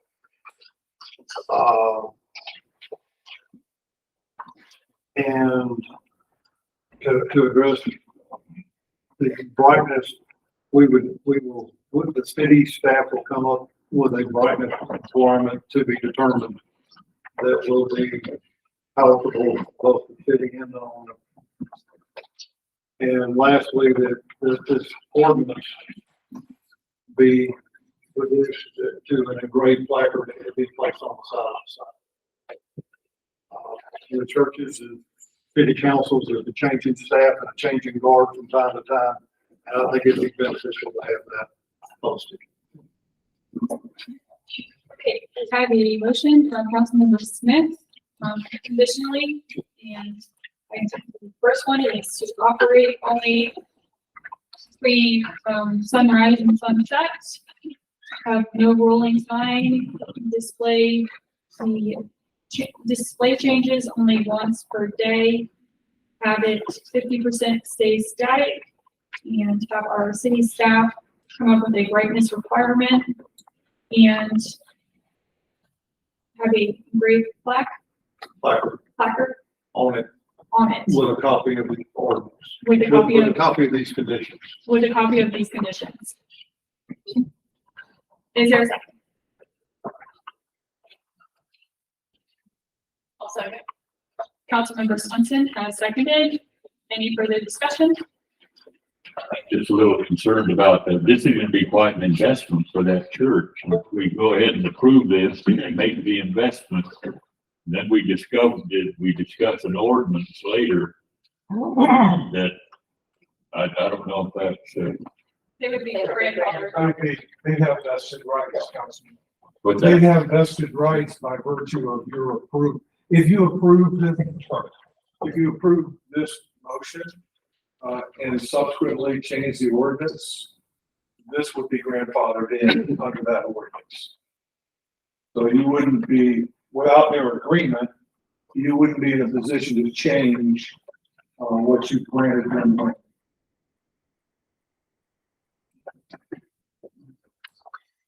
All in favor? Discussion. Discussion, yes. I just want to mention, for me, this is a little bit more cut and dry. I appreciate the thoughtfulness of this motion. I think if future council, future planning and zoning wants to rewrite the ordinance as it's stated in our UDC, and as well as the lighting ordinance and the signage ordinance, I think that's something they can do, but I would like to protect the ordinance as it currently is written. That's how I feel. And I would say that one of the church's admirable work, respected, there's no question. I'm always looking at something, the question arises, not the who, but the what. Not who's asking for it, but what is being asked for. That brings us back to the electronic signage thing. So I tend to agree with Councilor Craig Hill, and if we need to change, PNC wants to look at changing the ordinance and deciding that electronic signs should be allowed overall, I think that's fine, but I think otherwise we are in this position of saying, it's the Baptist church, they're wonderful, it's okay, but the other people we may not think should have it, then we're not looking at the law. So I still tend to be reluctant to look at This is a difference in between, when you say electronic signs, I expect to see the fireworks going off and sale, and things like that. This is going to be a static sign. It's going to have a white background according to their presentation. I've asked for 50% of it to be static. This gives them a method and means, besides vinyl letters and a pole and a ladder, to change the text and the date of the service and announcements to the community. And that's kind of the way I view it. Yes, it is an electronic sign, but it doesn't function. We're restricting the function of the sign way beyond its capability. And I'm supportive of that. Any more discussion? Is it possible for me to say one more thing? Yes. I think one consideration too is, the city image. If you have the old plastic letter signs with half the letters having fallen off, what kind of image do we present to visitors? Yeah, that's quaint, but it's also kind of, Beverly Hillbillies, I don't know. So maybe, I also feel like, first of all, how many are here supporting this? How many are you here? How many of you are here because you support this? Just, okay. It's not exactly overwhelming, but. I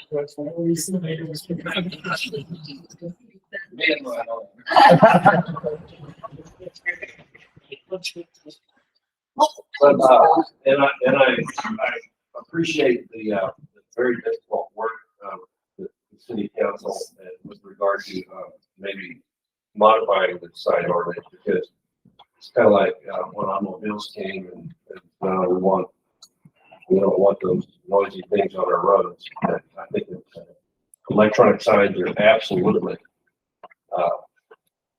going to be 100% in a few years. I think everybody would pretty much agree.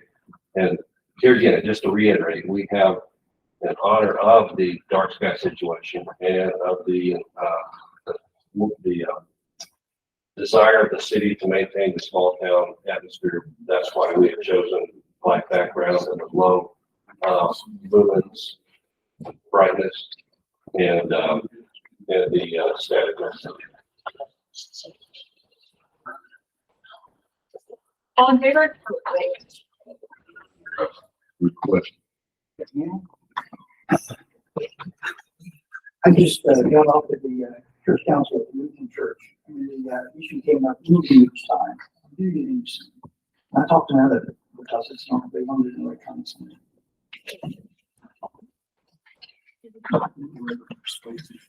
All in favor?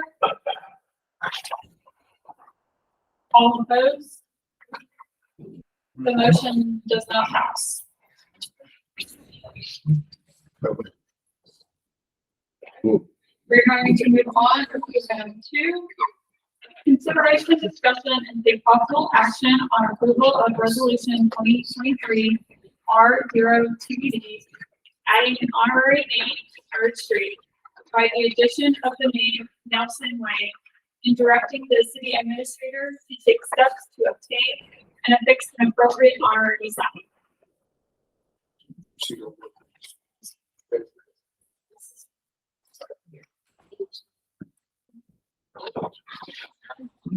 And I'm going to call upon Mike Barnes. Members of council, staff, and citizens, let me first apologize that the length of my arm was not sufficient to grab the city secretary as she brought the sign-in list before you. And secondly, various councils have different protocols in terms of when people speak at various times. So I was particularly pleased that you allow me the opportunity to urge you respectfully to adopt this proclamation and or sign. And as many of you know, our community lost a vital member some months ago. And I guess what was it? I should call on his lovely wife. Within the last, I guess, couple of weeks, we had a memorial of more than 230 persons attended.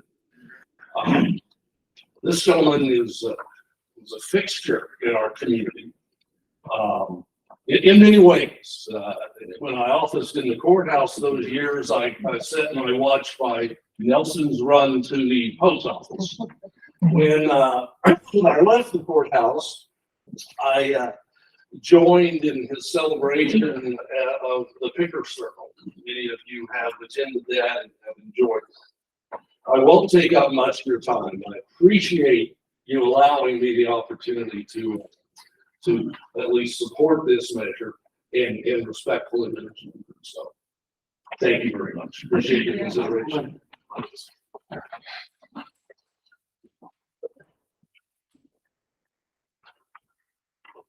Is there a motion? Rachel, can I say something? They tried to change Blanco Avenue to Ron Houston Avenue. And when they did that, it became quite an issue. So I just want to make sure that all It's of not that. It's not. It won't change any addresses. So that. Yeah. It's an honorary. I didn't mean to interrupt you, Martha. okay, okay, I just wanted to make I'm sure. familiar that- with the issue that you described. We Yeah. did, yeah. And I'm we did sensitive. Take that into consideration because we didn't want to have to change all of the EMS and police addresses and all that. So that's why this is gonna be an honorary. And not actually, we're not actually changing Third Street, we're just having an honorary name like I that. didn't mean to interrupt you, Martha, but okay. Madam Just Mayor, afraid- I would like to adopt resolution 2023-R-0 ceremonial street sign, resolution with, there shall be an honorary placement of ceremonial street sign at Third Street and Pecan Street. No, naming it honorary Nelson. Mayor Pro Tem Barron has moved that we approve resolution 2023-R-0 TBD, adding an honorary name to Third Street and Pecan by the addition of the name Nelson Way. Is there a second? I'll second. Councilmember Smith, I second it. Any further discussion? Yes, Mayor. I just wanted to mention on a personal note, one of my first experiences in Blanco was wandering down to the square on a Friday and gathering with friends and neighbors and lawn chairs, where I heard Nelson singing songs for the first time. I was moved that day, and I continue to be moved by what Nelson, the community he has created, that even though Nelson has moved on, that community continues today. And it's a very special thing, and I think it's something that is unique to Blanco. All in favor? The motion carries unanimously. Thank you.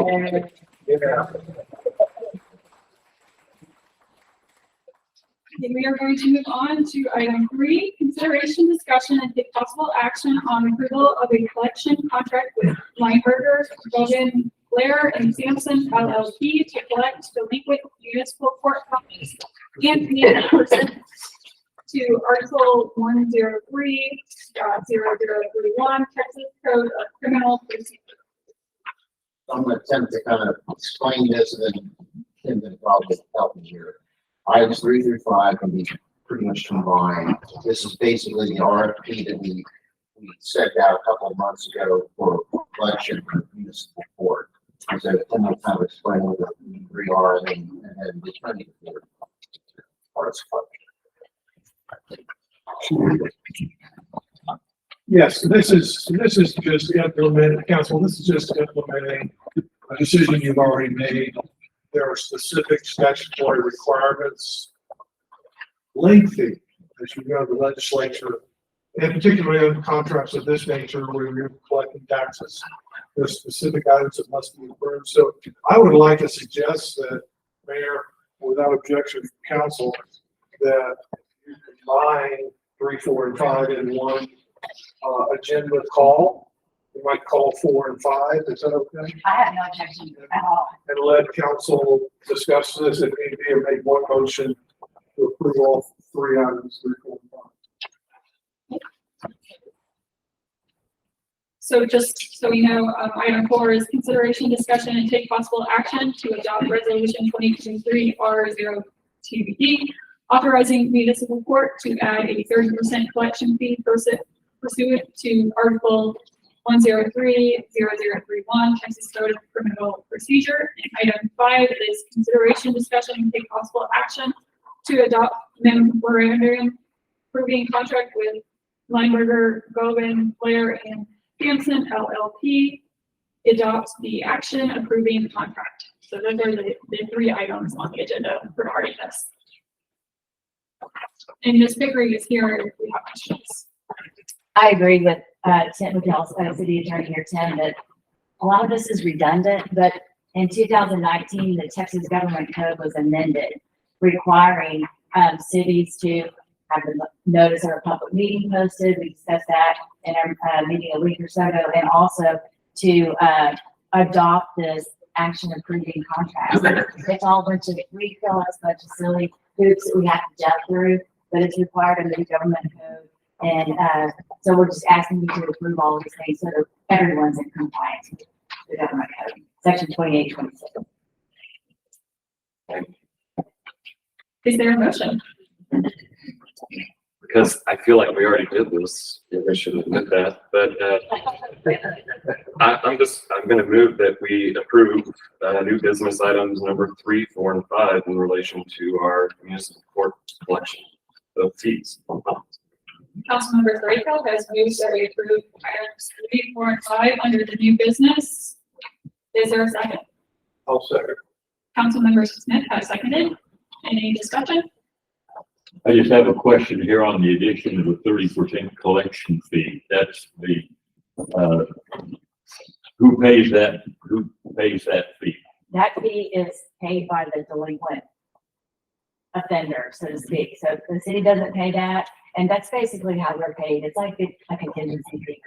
So, delinquent court fines that are, usually 60 days older, will be referred to us for collections, and at that time, the 30% is added on to. So if your fine is $100, it's now going to be $130. With the city getting 100% of its $100 and $30 coming to the firm.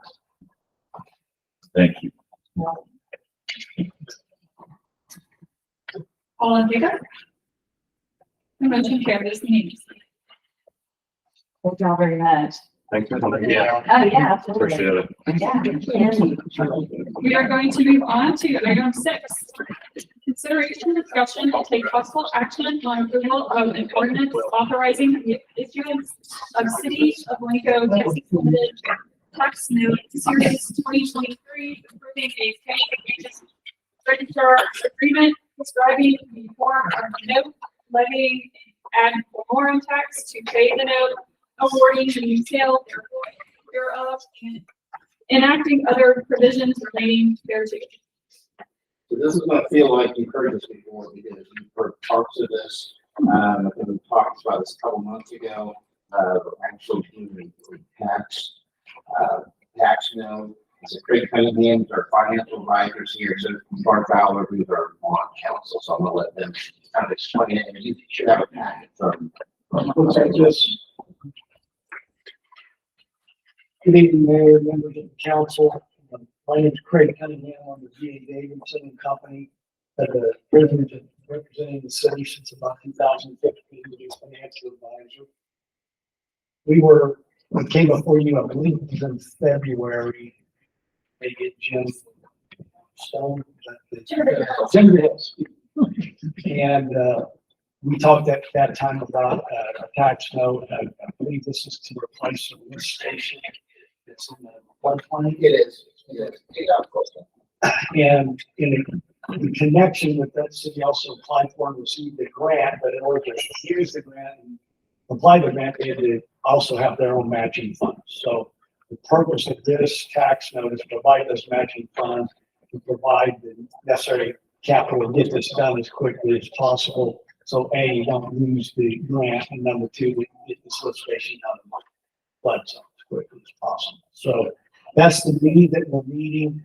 Again, I came here, I guess it was in March now that I think about it. And we circulated requests for financing to local lending institutions, banks that we work with in the state, You'll see the results of their offers on the next page 3. This is for a note in the amount of $1,275,000. We received 3 offers, one from Amegy Bank, one from Frost Bank, and one from Key Bank. I've highlighted in blue the winning offer was from Amegy Bank at an interest rate of 4.35. With the least expenses of many of the offers we received. Most importantly, or I say very importantly, this particular note will be subject to prepayment and optional redemption in advance of maturity. Get the importance of that in just a minute. So they were the winning rank, and they, as your financial advisor, recommend the board of this tax note to Amegy Bank this evening. I'm also joined by Mark Fowler, your bond counsel. He's prepared the ordinance and all the necessary documents to implement this. Should be vote to do this evening. So you see there on the next page, a couple of pages, $1,275,000 cost of issuance or the various fees necessary to implement the loan, and this will return to make available to the city $1,203,587.50 toward the project. This loan is stated for a term right now of 7 years. A tax note cannot go beyond a 7-year term. Next page 5 shows you the debt service schedule of this particular note. I want you to note a couple things. There's no payments due in this fiscal year, ending 9/30/23. Next year, we get interest only for the period ending fiscal year 24, so that'd be $55,000, and then we amortize it over the remaining term. That's a little bit misleading there because, as I indicated below, it's our intent to prepay this note when we go to make application to the Texas Water Development Board for another clean water state revolving fund loan. And at that time, we might actually have other projects we want to do, but we could then refinance this note as part of that, stretch out the maturity to a longer term, because typically you want to borrow to be, equal to the economic life of the asset you're financing. The lift station is going to last a lot longer than 7 years. But in order to get this borrowing quickly and get it done, we use this vehicle called a tax note. This would also be refinanced using general obligation bonds. So if for some reason the application to the water board is either denied or doesn't go through, we can also still refinance this, stretch out this maturity, and make the payments less over the life of the asset financing. So I wanted to make that was a big consideration as I advised you on. We need the money quickly, how can we get it quickly? Interest rates were going up at the time. So we went in, we implemented this, got you the money so you could match your grant, but we have a way to refinance this 2 different ways in the future so that these payments you see below the first year will be spread out over a longer period of time. So I've said a lot. I'll stop and answer any questions. It's specifically for the lift station. Yes, it is.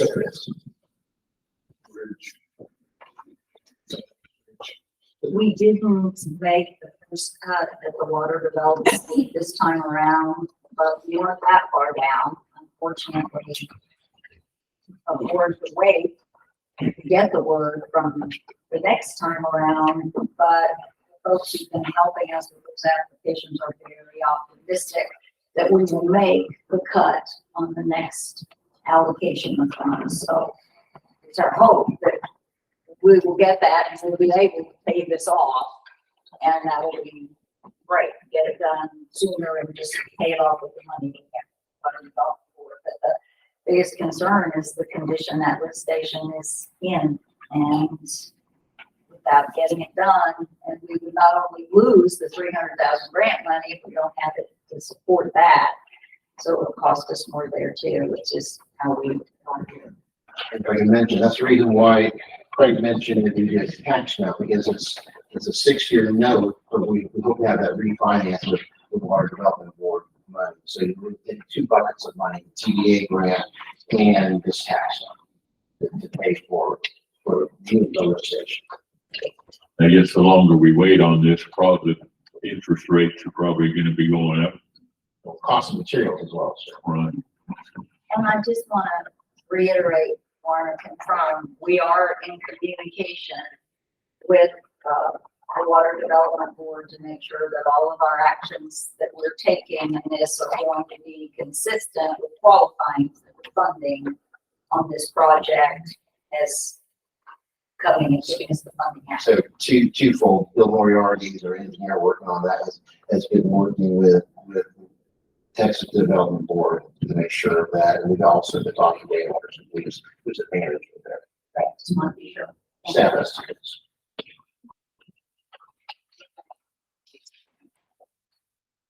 I just will mention, as I've mentioned before, that the state of our lift station is dire.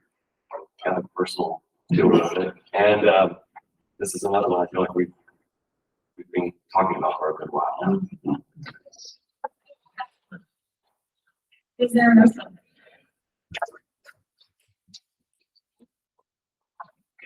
I'm happy to make the motion that we approve the ordinance authorizing the issuance of the tax note series 2023.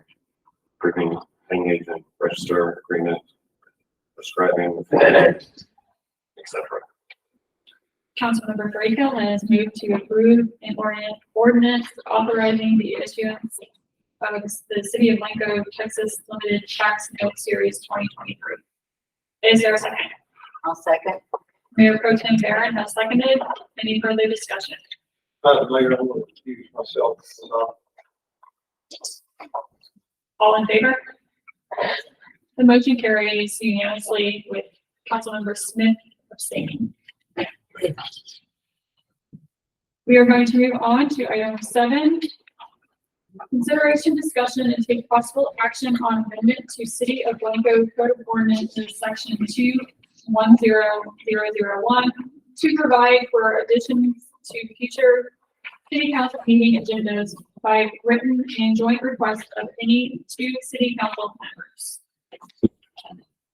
Mayor, Council, this is a recommendation of a standard operating procedure in most general law in Home Rule City, where under the law and under your current rules, you operate your meetings by Robert's Rules of Order, which provides that the presiding officer, whether it's a mayor or mayor pro tem or a selected presiding officer, exclusively controls the agenda. Many, and in fact, most cities have a provision where a minority of the city council acting together by memoranda can force an item on the agenda. Doesn't mean council approves it, it can be tabled, et cetera, et cetera. So it's my recommendation that you adopt this type of provision to provide that mechanism. It's common in the city of San Antonio, Boston, and most every general law city that I'm aware of. With that, I'm available for questions. If it's approved in those cities, then maybe it's scary. I didn't want you to think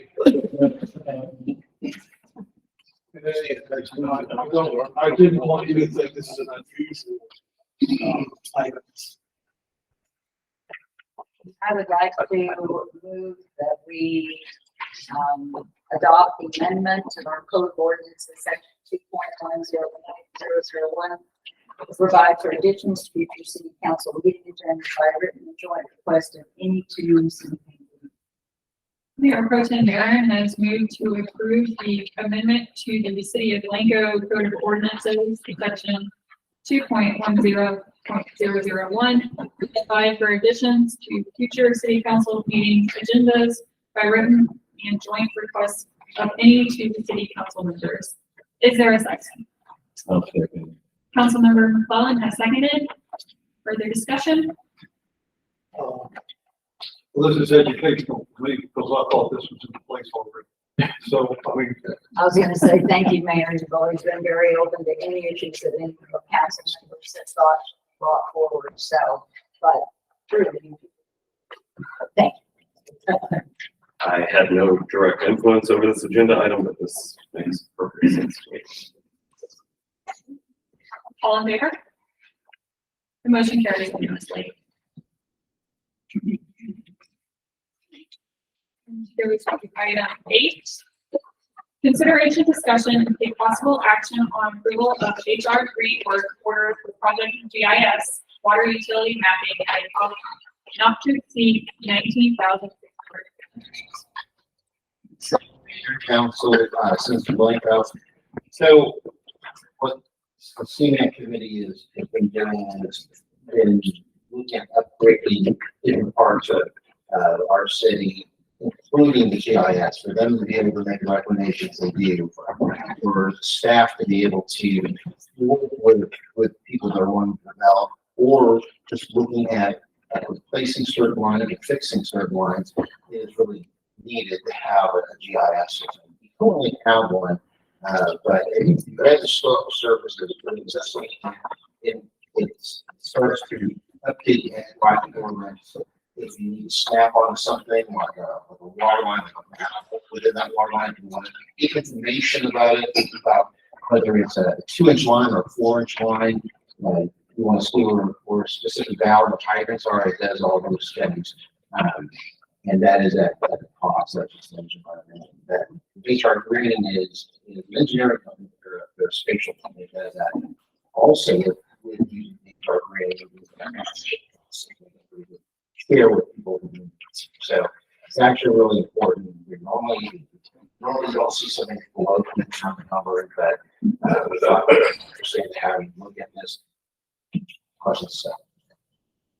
This was if I'm not mistaken, from the meetings that I attended, this was one of the primary goals or requests of the CMAC committee. This is the last piece of information with that group and staff, and everybody needs to be able to efficiently and effectively. It is. We've also updated sewer, we've updated the zoning, done different maps, but water is usually more expensive because it's more complicated. Hydrants. It's just a more complicated piece of property. But yes, this is really the last piece to help that committee do the work that they do. And originally it was gonna be about 20,000. It was 20,500 and we got below the $20,000 threshold, but you still wanted to have us presented. I did because I thought it was important that we all discuss it and not just take action. So that's why it's on the agenda. Like he said, it usually does not have to come here, but we both felt that it was important. That's great. That being said, I personally contacted the chair of CMAC, OJ Armstrong today, just to clarify what you already said, that this is the last piece that they are asked for, and that is what you can do. And I have so much respect for the members of that committee and the work they're doing for us. Free. Very smart men, and I listen when they suggest something. This is something they ask for. is there a motion? So that said, I'll move that we approve the HR Green Works order for Project GIS water utility mapping at a cost not to exceed $19,650. Councilmember Greenhill has moved to approve the HR Green work order for Project GIS water utility mapping at a cost not to exceed $19,650. Is there a second? I'll second. Mayor Pro Tem Barron has seconded. Any further discussion? All in favor? The motion carries unanimously. Moving on, item 9, consideration, discussion, and take possible action on approval of new commissioner to fill unexpired term on the Planning and Zoning Commission. I believe we have 3 applicants.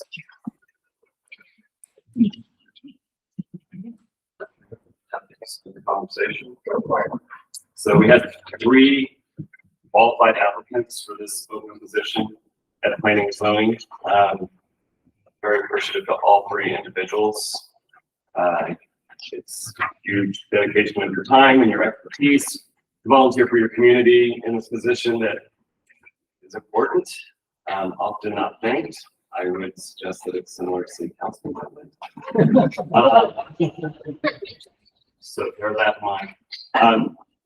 We only have one position today, but I would think that likely we have other positions in the near future. So just to kind of go through what's in our packet. We have Barbie Cox, who is also serving us currently on the Historic Commission. Ably doing so, we're very appreciative to have him there.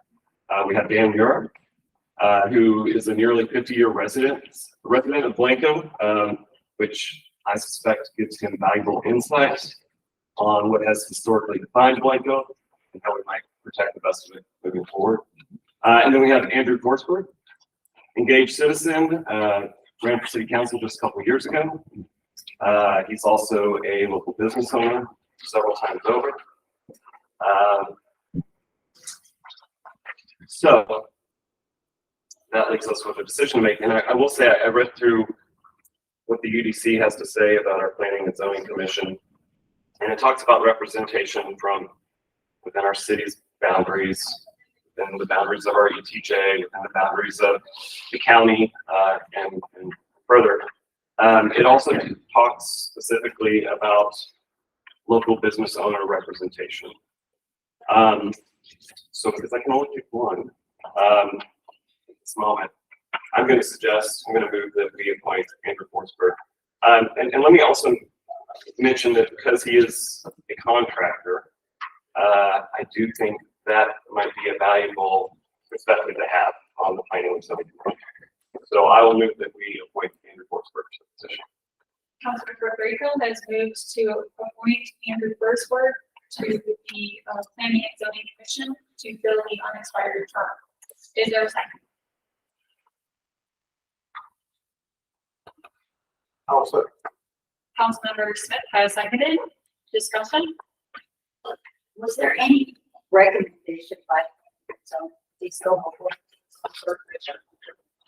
So they don't go before planning and zoning. They will, when all the terms will be expiring in June. So once in June, P and Z will look at their commission and who wants to be on, and they'll recommend to council at the June meeting who they would like to fulfill the next 2 years. So this position is would be today to June.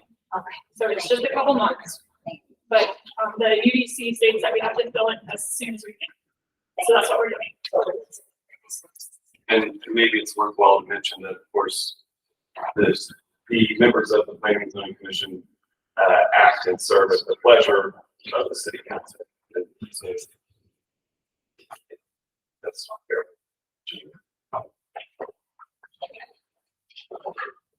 I would like to thank all 3 applicants. I think everyone has some really great development experience. Thank you for offering to volunteer. I think for people on the planning and zoning commission, it's important to understand how unique shapes our town and has effects on other things, not just the way it looks, like revenue from property tax, traffic patterns, infrastructure costs that we're going to bear down the road. It's not just, I want Blanco to look like this, I don't like middle buildings. You really have to have a good understanding of how development style affects a lot of different things in our city. I was wondering if maybe we could ask the applicants questions.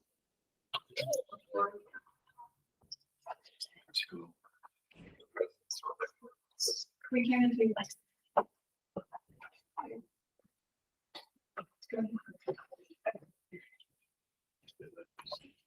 I guess the question for all the applicants is, what do you think about our UDC now, and what do you know about planning and zoning in general?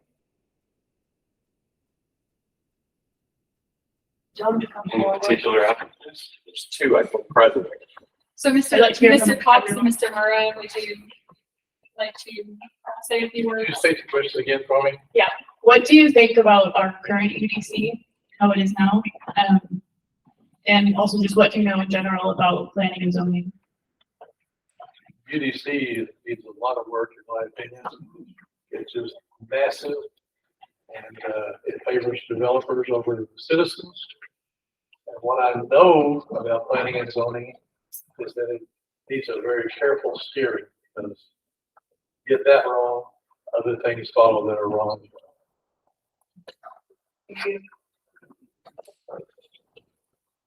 Thank you. I tend to agree with Mr. Murrow from my limited experience. But I also philosophically believe that property owners' rights are paramount and should be very carefully restricted with lots of consideration and forethought. My thoughts. Thank you. Any further discussion? All in favor? Oh, did somebody second? Yes. I do. Okay, thank you. All in favor? All opposed? So the motion carries 3-1, or 3-2. And like I mentioned earlier, we will be looking at the commission again in June. So there is still, time that the other applicants can be selected in the future. We're going to move on to item 10, consideration, discussion, and take possible action on approval of WWTV agricultural land lease agreement between the city of Blanco and Buddy R. White.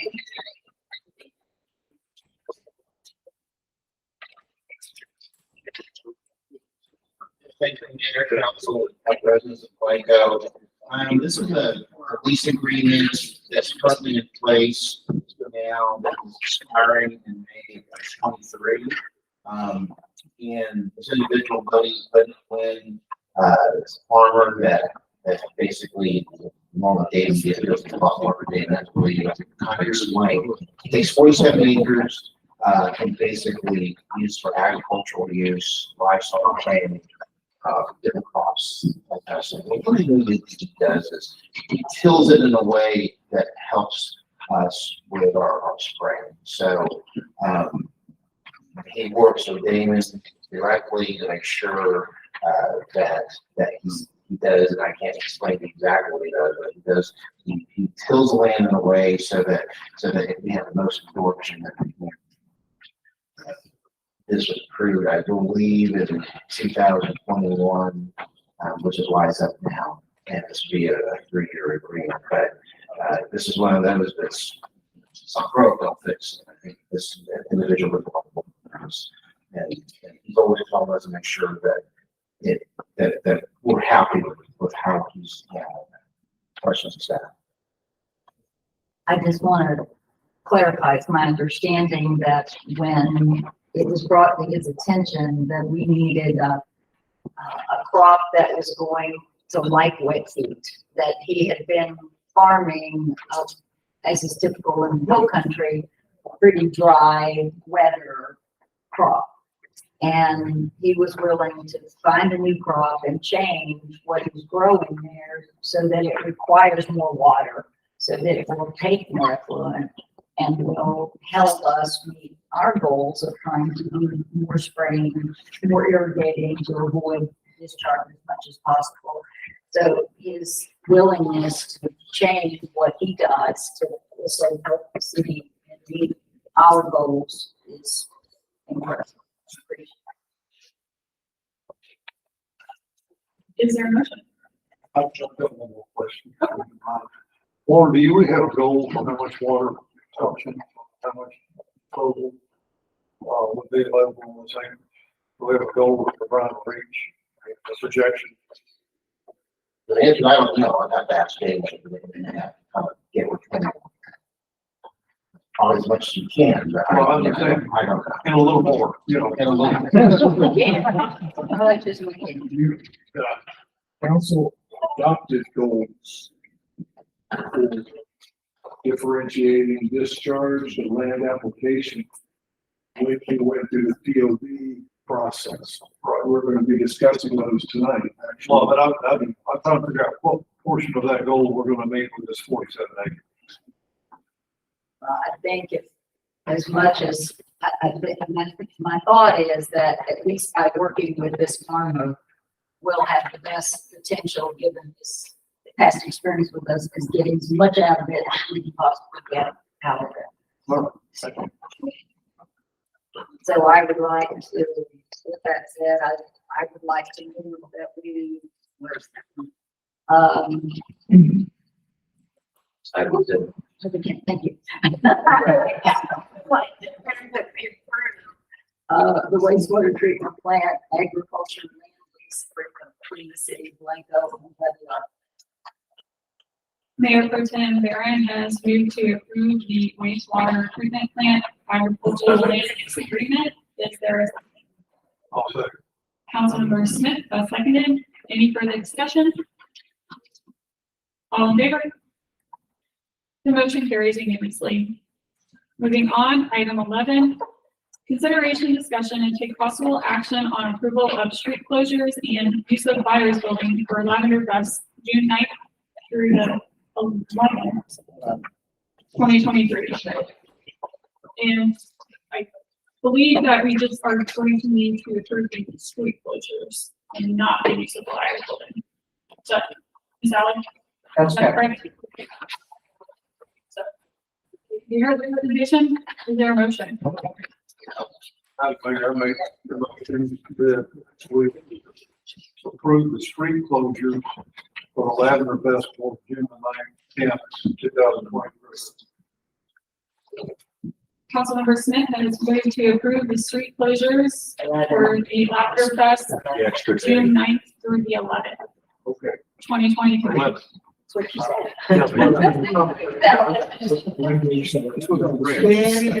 Is there a second?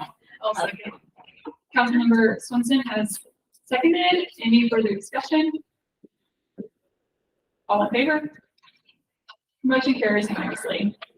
Moving on, item 12, consideration, discussion, and take possible action on approval of resolution 2023 R0 to be determined, supporting City of Blanco's application to the Texas Department of Transportation's 2023 Transportation Alternative Set Aside Calls for Projects.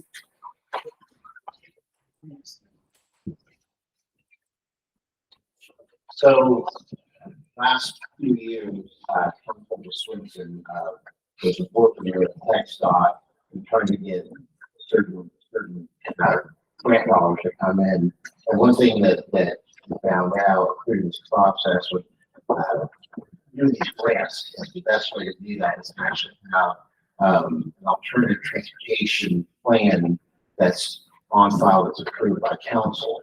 The reason why that's difficult is because it comes at a great expense. It's usually about $125,000-$150,000 project to getting the transportation plan for a city of this size. And so, we actually have gone through the first phase of applying for this transportation plan. And now we have to get by June 5th. Part of the second phase of applying for this transportation plan, the grant for that, we need a resolution from council. Councilmember Swenson, you want to explain that a little bit better than myself? I think you did a good job. We're lucky. Usually TxDOT only funds construction grants, but since there's money from the federal government, the infrastructure grant, this year they're funding plans. Usually there's a 20% match by the city, but we qualify for something called a transportation development credit, so it would be completely free as long as we don't go over our proposed budget. Sounds like, okay. Is there a motion?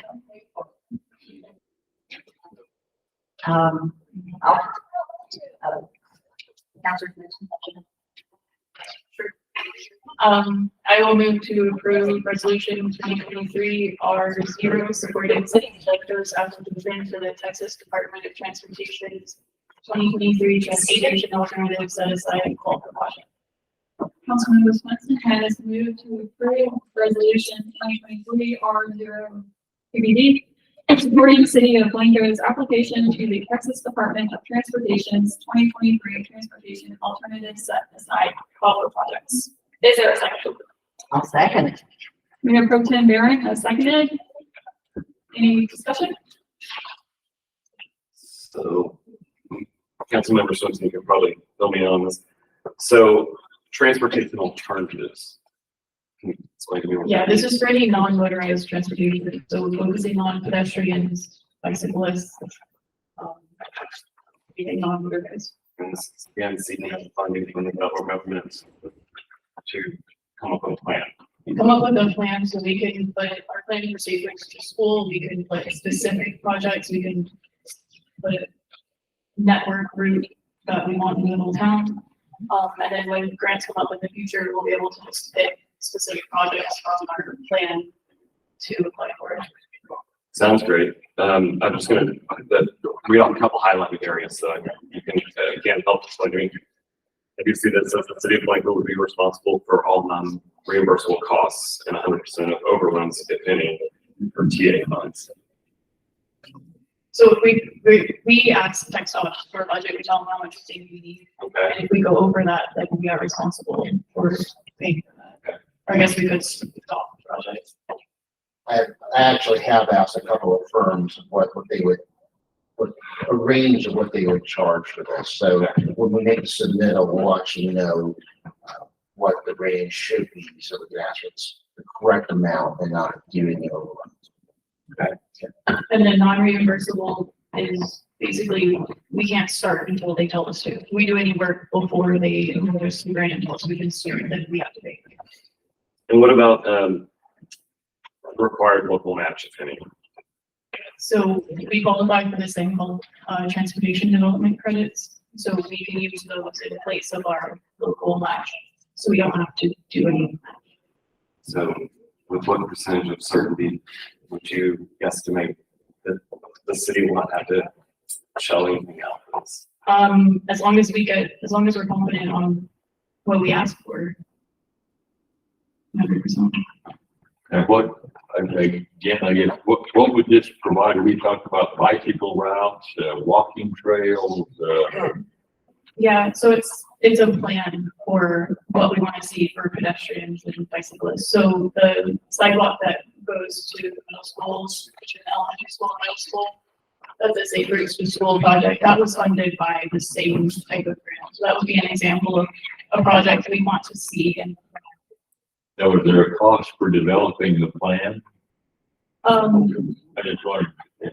there is a cost. That's kind of the 150K that we're talking about, but it would be covered by the grant. We're trying to get the grant to cover that. But if we get the grant, then we could proceed to get the plan. And it's not, the plan doesn't say we have to build anything, it's just a plan so that when grants come up, we have something to show. Mayor, I can address this issue.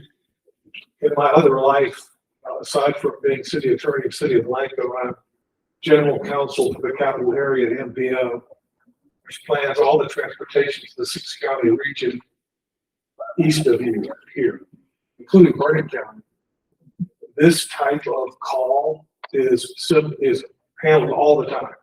I see thousands of them. And it is no commitment on your part at this moment to anything other than to say we're receptive to a potential offer. Does not commit you to any dollars, any commitment at this time. So I would urge you to put you, however, in the pipeline for all these potential dollars downstream. And I think it's a wonderful thing for the city, but you're not making any financial commitment at this time. So, correct. Do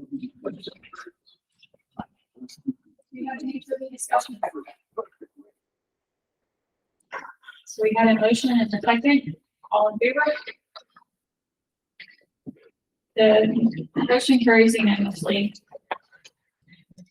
We're going to move on to item 13, consideration, discussion, and take possible action on amendment, modification, or extension of existing employment contract with the city administrator. And I would recommend that we table this. We will not be discussing this further in the session.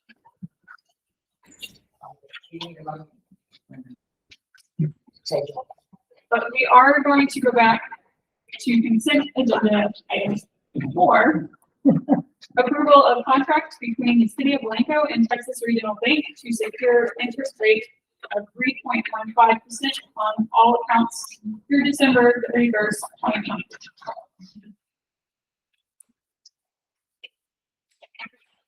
these account, this is our operating account primarily, is that right? When this is the money that we need to keep available to us as opposed to the money that we invest.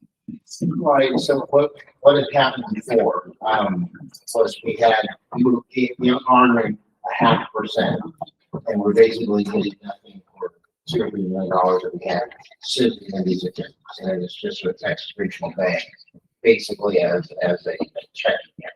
So, 7 or 8 months ago, the council agreed to start to look at investing in both, basically CDs, or they call paper, just Texas class investments, and that is now around 4.5, about 5.05.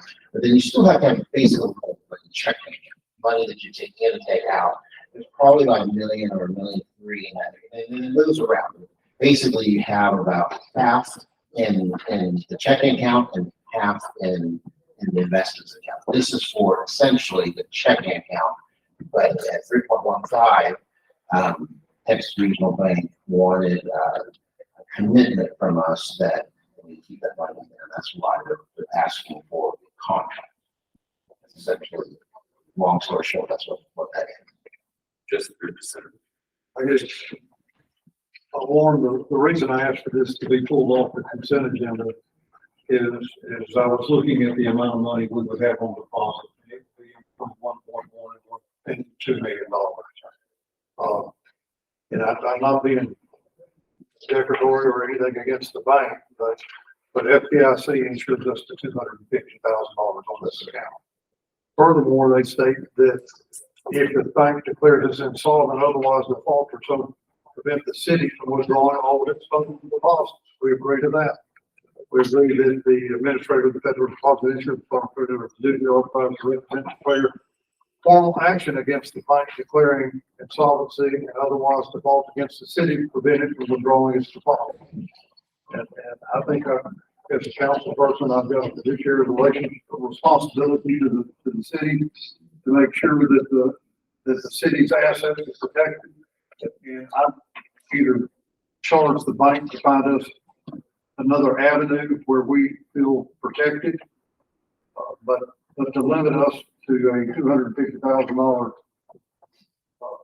amount and leave $1.75 million possibly exposed, I think is cool. So my suggestion is that we table it for now. We'll come back to you next month with these provisions in place. And if we can't do that, then You find out how to fix it by next month. Yes, sir. Tell us how we're gonna fix it. yes, There are avenues to do yeah, that. there is. And we'll fix it. Can't find something else, a different avenue. I appreciate that we're gonna lock it in, but it locked in the interest rate, but it's that two-sided sword. I didn't like that. So with Is there a that, motion? I'll make the motion that we take this item and charge our staff to the administrator to resolve the efficacy of FDIC insurance on our deposit, all our deposits. Councilmember Smith has moved to table, item 4 to consent agenda. Is there a second? I'll second that. Mayor Pro Tem Barron has seconded. Any discussion? All in favor? The motion carries unanimously. We are going to move into executive session. Item 1, Texas Government Code, Section 5.10.4, to deliberate the employment, evaluation, reassignment duties, discipline, or dismissal of city administrator. Item 2, Texas Government Code, Section 5.10.71, 5.1.072, real estate, and Section 105, rules of professional conduct for the city attorney regarding work paradise, utility improvement. Item 3, Texas Government Code, Section 5.10.71, 105, disciplinary rules of professional conduct to confer with city attorney regarding legal issues. We can take further bids on the board, and it's received, and I don't think I was please respond me. Texas Government Code, Section 5.10.71, Section 105, Texas disciplinary rules of professional conduct to confer with the city attorney regarding TCEQ, TVES, permit and related issues, and Texas 5 Item 5, Texas Government Code, Section 551, and Section 105, Texas disciplinary rules of professional conduct referred to the city attorney regarding type and billing contract discussion. So at 8:15, we are going to go into executive session.